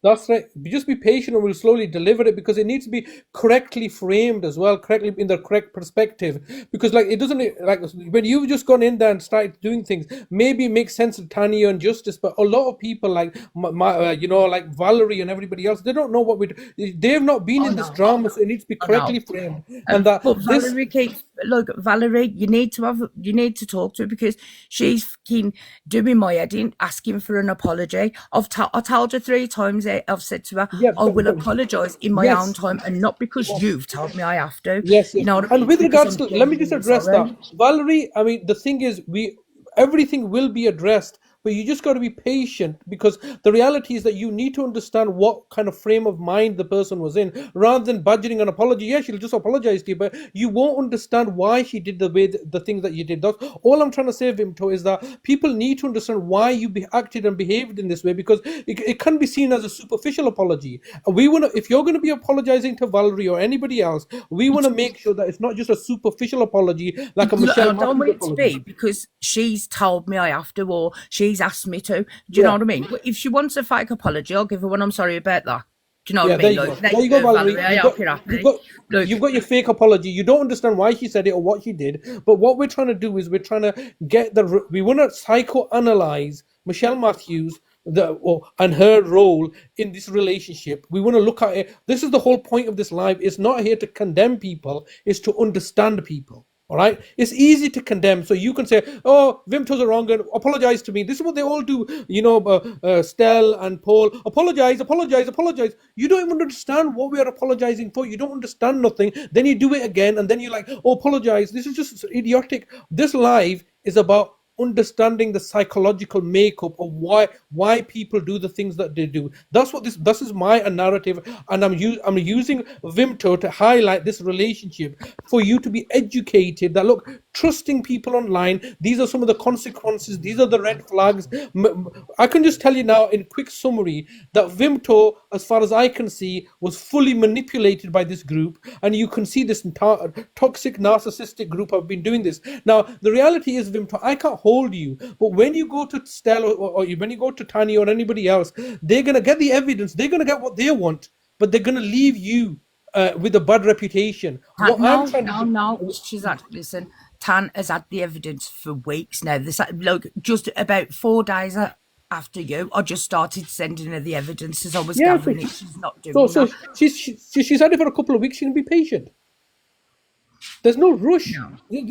This Winter. One of the things I've told you from day one. Please don't be like that with Tan, because I think you two just misunderstand each other a lot. Do you know what I mean? Yeah, Like, yeah, that's true. That's true. That's true. All I I'm just think saying you is, just misunderstand each other. And by the end of this, once Tan understands and she sees it from your point of view, and yes, she yes. sees what they've done to you as well as everybody else, everybody will be coming to you and being like, okay, I didn't realise it was like that for But it you as doesn't. well. You know what? You know what I'm like. I don't really. It doesn't really bother me. I know it's important to you, know. and I'm being respectful to Tani. Tan, remember, Tan has offered to sexually assault me in McDonald's toilets, hasn't she? Well, you ought to be really excited about I that. am. I am.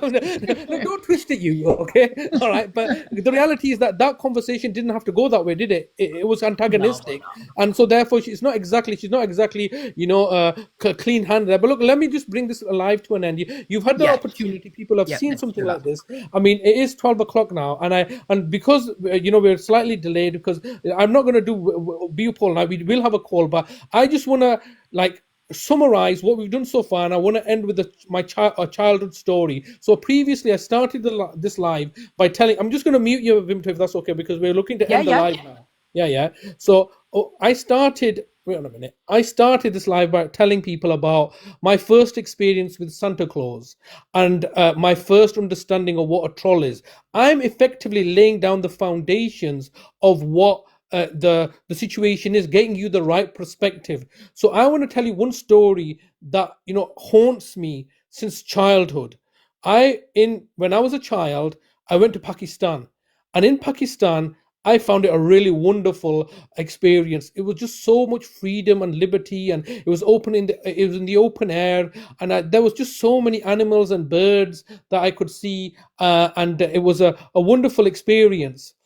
On one occasion, there was this big massive owl, a big black owl that had come near our garden, and it got stuck in the thistles of the garden, and I was just mesmerized by this one owl. It was a really large black owl that had big eyes. So it was stuck in the thistles at the end of the garden. And so what I did was, I was really excited that I've never seen an owl like this, really big.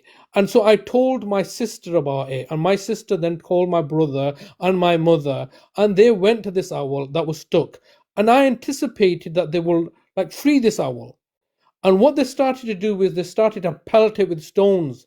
And they started to and this owl was just looking at me. and I could just see, and I would just wanted them to stop pelting this owl, all right? And my family members proceeded to throw stones at this owl until it was dead. And I just couldn't understand, why did they do that? Why did they kill this owl? The owl hadn't done anything wrong to them.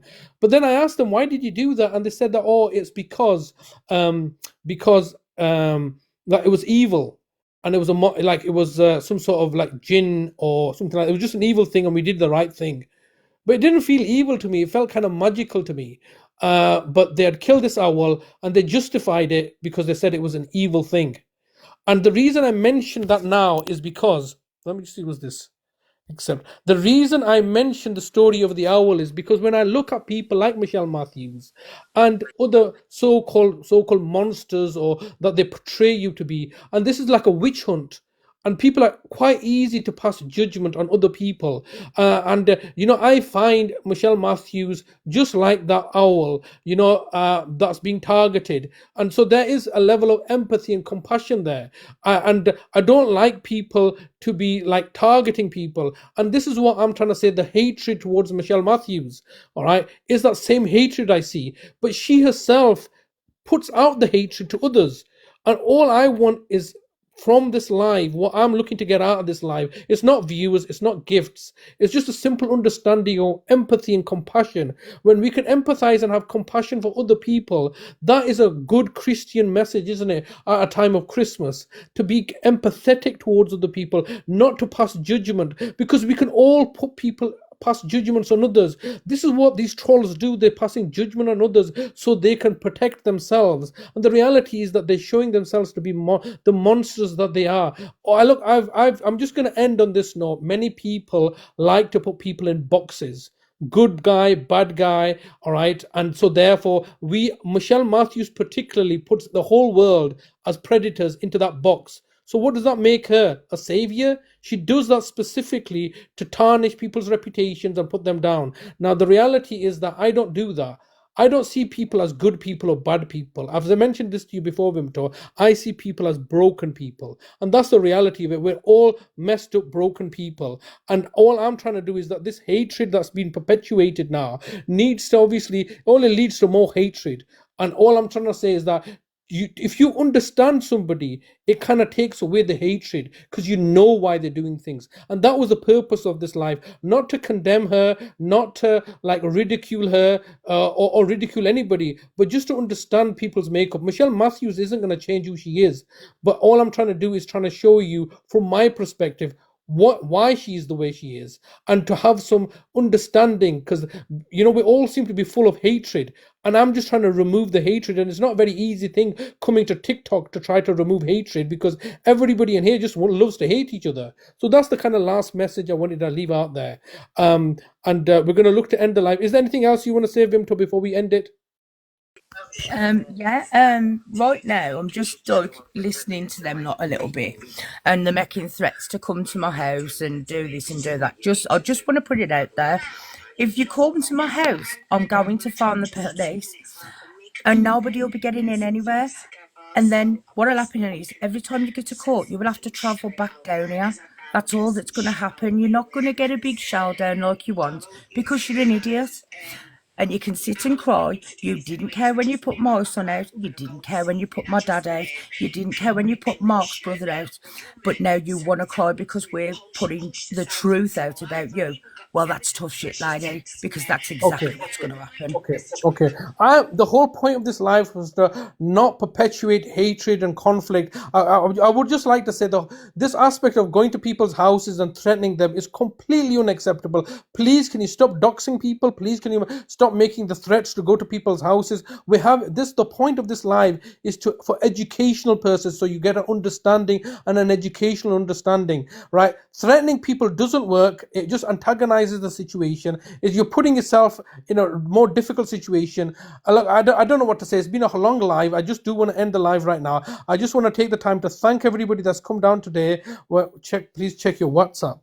All right. So I just want to take the opportunity to thank everybody today. I'm not gonna. Sorry, please play this last voice note from Green Drip. Okay, I'm just going to play this last note from Green Drip. It's very difficult to keep control of a live when people have got their own agendas, own narratives, pushing each other in their own direction, and I'm trying to keep on focus here. So please join me and me and Vimto tomorrow, where we will be doing an in-depth dive of that particular relationship. I'm sorry if it's been disappointing for people because we didn't get to the juicy stuff, but the juicy stuff you can wait for tomorrow. I'm just going to play Green Drip's one last message before we go. All right. Just 1 second. What is going on here? Just 1 second, please. I'm just going to play this message from Green Drip. All right. There we go. Come on. And Queen Bee, you need to be very careful about what you say to people and what you make up, because you don't know what problems people have. You don't know what sort of mental health issues they have. You don't know what's gone inside someone's head, right? So luckily, I do not have mental health issues, right? I do have dyslexic, and I do have special needs, right? But you could affect someone one day, right? And I mean badly. Yeah, that's not it. Rangi, you sent me the Neo, you sent me the wrong one because we've already played this. Please send me the real one, and I'll play it here because I'm looking to wrap up this live. We've been on it for a couple of hours. I'm not like Stel and Paul who stay on 5-hour lives. It's very exhausting doing all this stuff. So you can come back tomorrow where we will be doing an in-depth dive. I sent 3. Yeah, but Neo's not sent me the last one. I'm still waiting for Neo to send the last one to me, and then we can, but please return back tomorrow at 9 o'clock. You don't have to come back. I'm here to provide you with the truth, where you can listen to Vimto's side of the story. No doubt this is being recorded by them. It's being recorded by me. It will be made available. Yes, I've just got it now. Just 1 second. And Queen Bee, you need to be very careful about what you say to people and what you make up, because you don't know what problems people have. Neo, you keep on sending me the same one. All right, that's not the right one. It's you keep on sending me the same one all the time. I don't think that's the right one. What have you learned from this experience, Valerie? We will come to the learning experience afterwards. Please join us. I know you're very impatient to get to the truth as well, but please, Valerie, be patient. We will go through that learning experience once we've told everybody what's happened here, because nobody knows fully what's happened.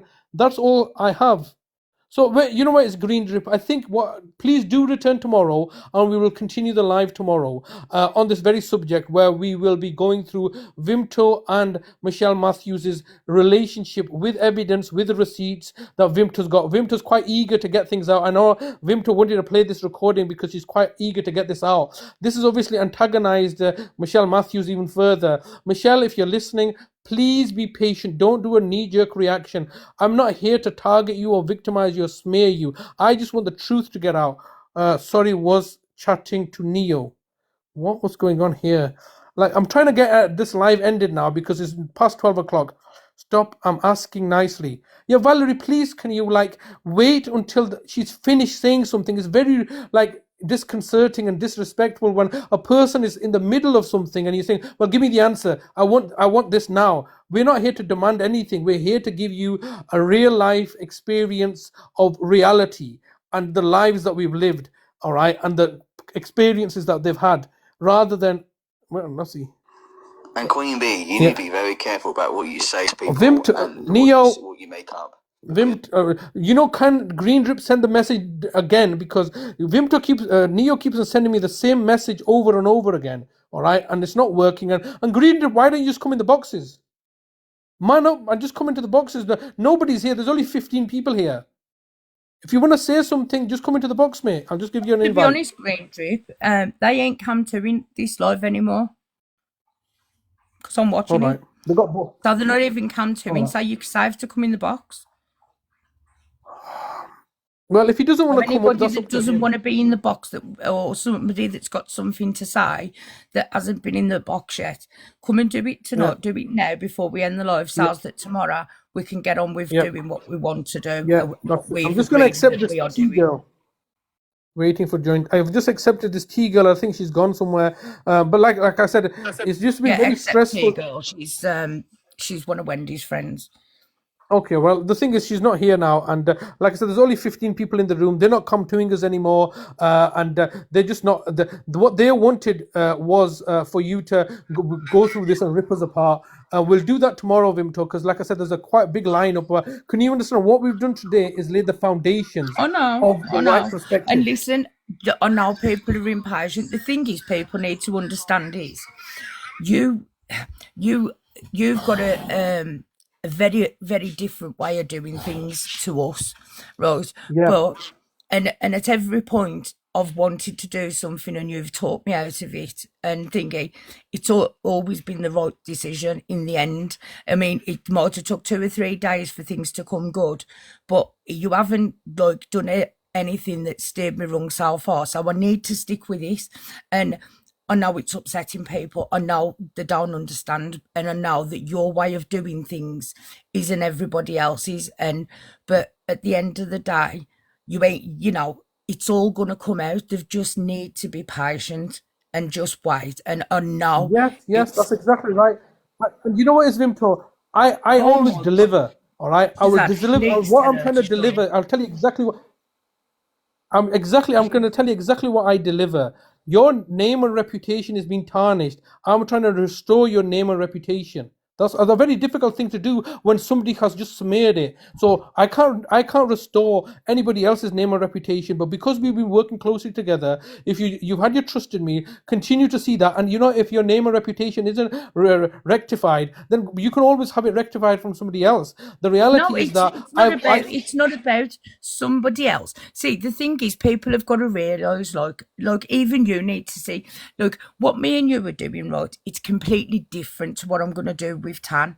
Do you know what I mean? yeah It's not like this here is about about the friendship that I had with Michelle and yes how yes things got done and what yes happened. And then look, yes it'll go into the fact of she thinks it's okay to put Martin out like she has for 3 weeks.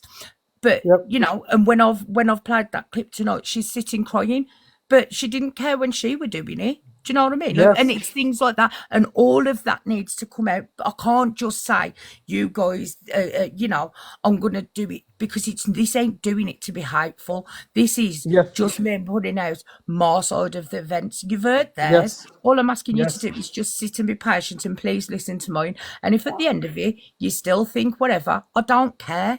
I'm not yep. interested.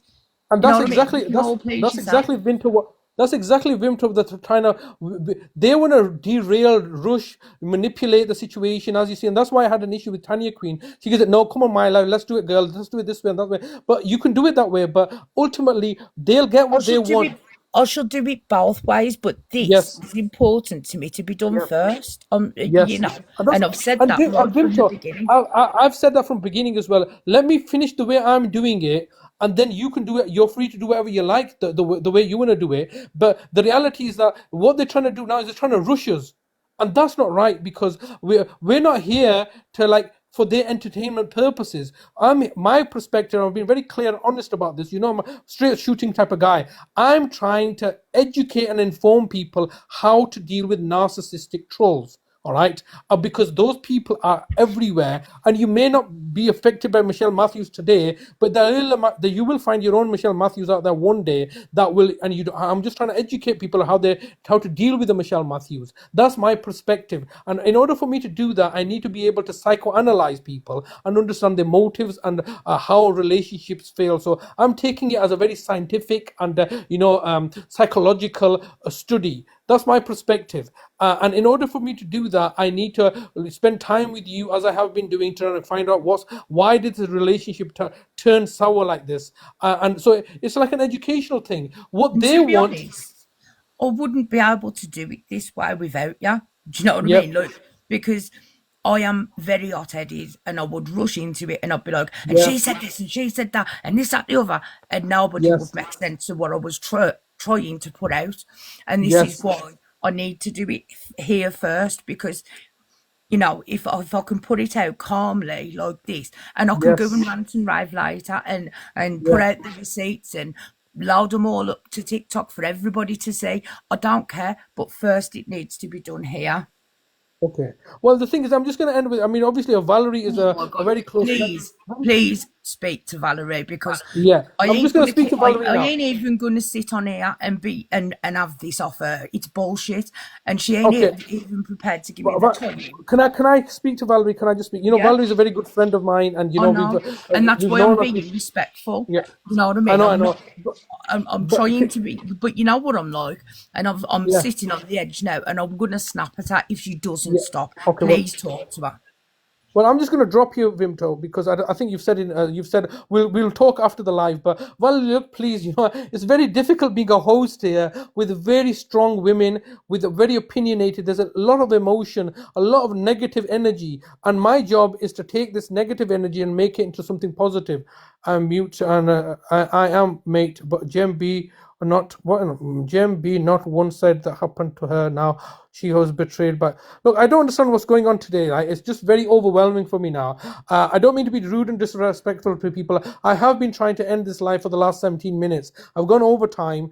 I want to end this live. I just want to say, look, Valerie, you'll get all your answers, but just be patient. All we're asking for, what are we asking? Just be patient. Now, Vimto, you understand how hard it's been for this hot-headed lady for me to keep her calm for the last since the 12th of November. We're on the 3rd or the 4th of December now, and she's been wanting to go and trigger happy of trying to calm the situation down, and I'm trying to help everybody understand the situation about Michelle Matthews. I'm trying to do it my way, and maybe that's the wrong way, but you go do it the right way, because I believe that this way is the only right way. And so this was going to leave it here today. Neo is add me back. I'm needing answers. Who's this? Green Drip.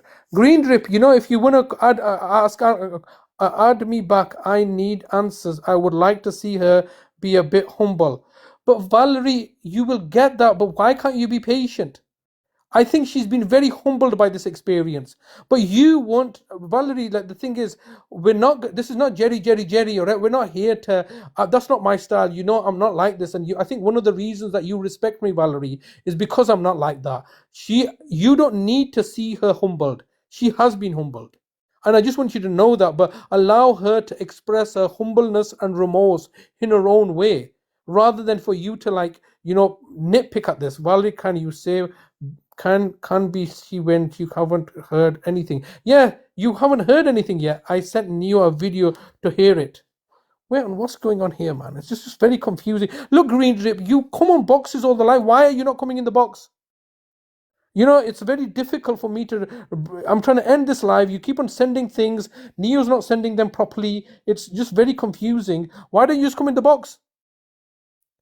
If you wanna, you've had you say you wanna do it your way, don't you? You come on your own lives. Just come in the box. Nobody else. There's 15 people here. I think, and who are there's nobody here. Green Drip, come in the box and say what you need to say so I can end the live. Thank you, Vimto. Couldn't have been easy. Yeah, it's not very like this is the thing, Valerie. You need to understand. What she's doing. You're saying that she's humble. It's very difficult for somebody what she's doing, and I don't want her to be rushed like this. She's done some things. She's not very proud of them, and I'm just asking you to be a bit of sympathy and empathy, Valerie, and she will come out with everything. But to be rushed like this, I think is a bit unfair, Valerie, isn't it?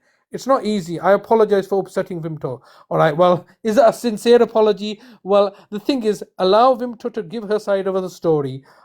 Neo Anderson, it's not easy. People want answers. Now I can't. Yeah, people want answers right now, and it's not easy. I'm just trying to slow things down. But everybody's like, oh no, but we've got a school run tomorrow. Oh no, but we've got, celebrity, get me out of here to watch. Well, go watch it then. You don't have to be here. It's a very difficult thing to be hosting things. And it's a very difficult topic as well. You've heard people being subjected to being trolled and stuff. I'm trying to keep this light-hearted. I'm trying to keep people not doing what Queen is now doing. All right, saying I'm going to, threatening of violence and stuff like this is just not acceptable. So if Vimto Bubble, sorry Vimto, all right, thank you very much, Valerie. Just be patient. This is the first live I've done for several months now, and please don't speak to me again until I've done. Yeah, I think that's fair. What's this? I thought post tonight. Thought post be to victim speakings, but just being you speaking, not letting victims post her voice. It's a shame that's not happened.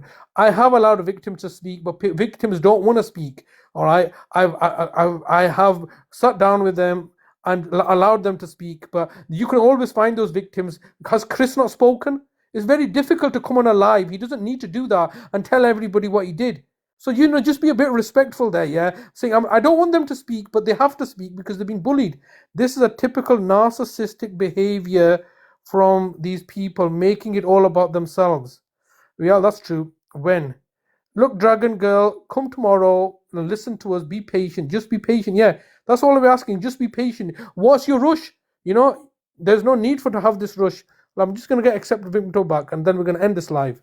We need to end the live. I know. Listen, guys, I understand that you're frustrated, but if Shazad doesn't do the talking and explain what's going on, I can't do that. Mark earlier on, he didn't get his point across very well because he's angry and he's upset. Yes, that's right. And that's why he didn't make the points that he should have been making. And Chris, he is very, very timid and he's very, very vulnerable. And like, you guys, please lay off the people that have tried to speak and think it, because they're trying the best, but you've got to understand people are angry, people are scared, and that's why, it comes across like that. And also, you've been on lives, I've been on live. A lot of people like Mark don't go on lives. When was the last time Mark was on a live talking? Never. Right? He usually just speaks in the background. Yes, it's very nerve-wracking for people. So people are coming on here on live, a public platform, and saying some very emotional things, and they're getting tongue-tied. Like I said, Mark was getting, he was getting a bit flustered, so I had to intervene, and I had to say, look, Mark, yeah, obviously, like, try to re-articulate what they're saying, and then they're saying, I'm doing this. So, like I said, you know what is Vimto? I don't tolerate these haters. They just sit there condemning and criticizing, don't have the guts to come up. I'm very disappointed with Green Drip, who can come up, chooses not to come up, and then sends messages to Neo to send to me to play. All right, let's do this one last time. This is a quick message before you end the live. Queen Bee, my girlfriend is not 14, okay? She is 20, okay? Her date of birth is the 2nd of May, 2000. What? Why are you doing this, Green Drip? No, I'm not going to have people doxing people's date of birth. Look, you're an idiot, Green Drip. I'm sorry, I'm losing my patience with you. What are you doing giving your girlfriend's date of birth on a public platform just to give her more supply? What do you think she's going to do to that? You know what it is? I'm just getting wound up, Green Drip. I've got no disrespect for you, but come on, you're not let's coming just end the live. Forget it. Just get off. You're not coming in the boxes and you're giving your girlfriend's date of birth out. Let's just end it, mate.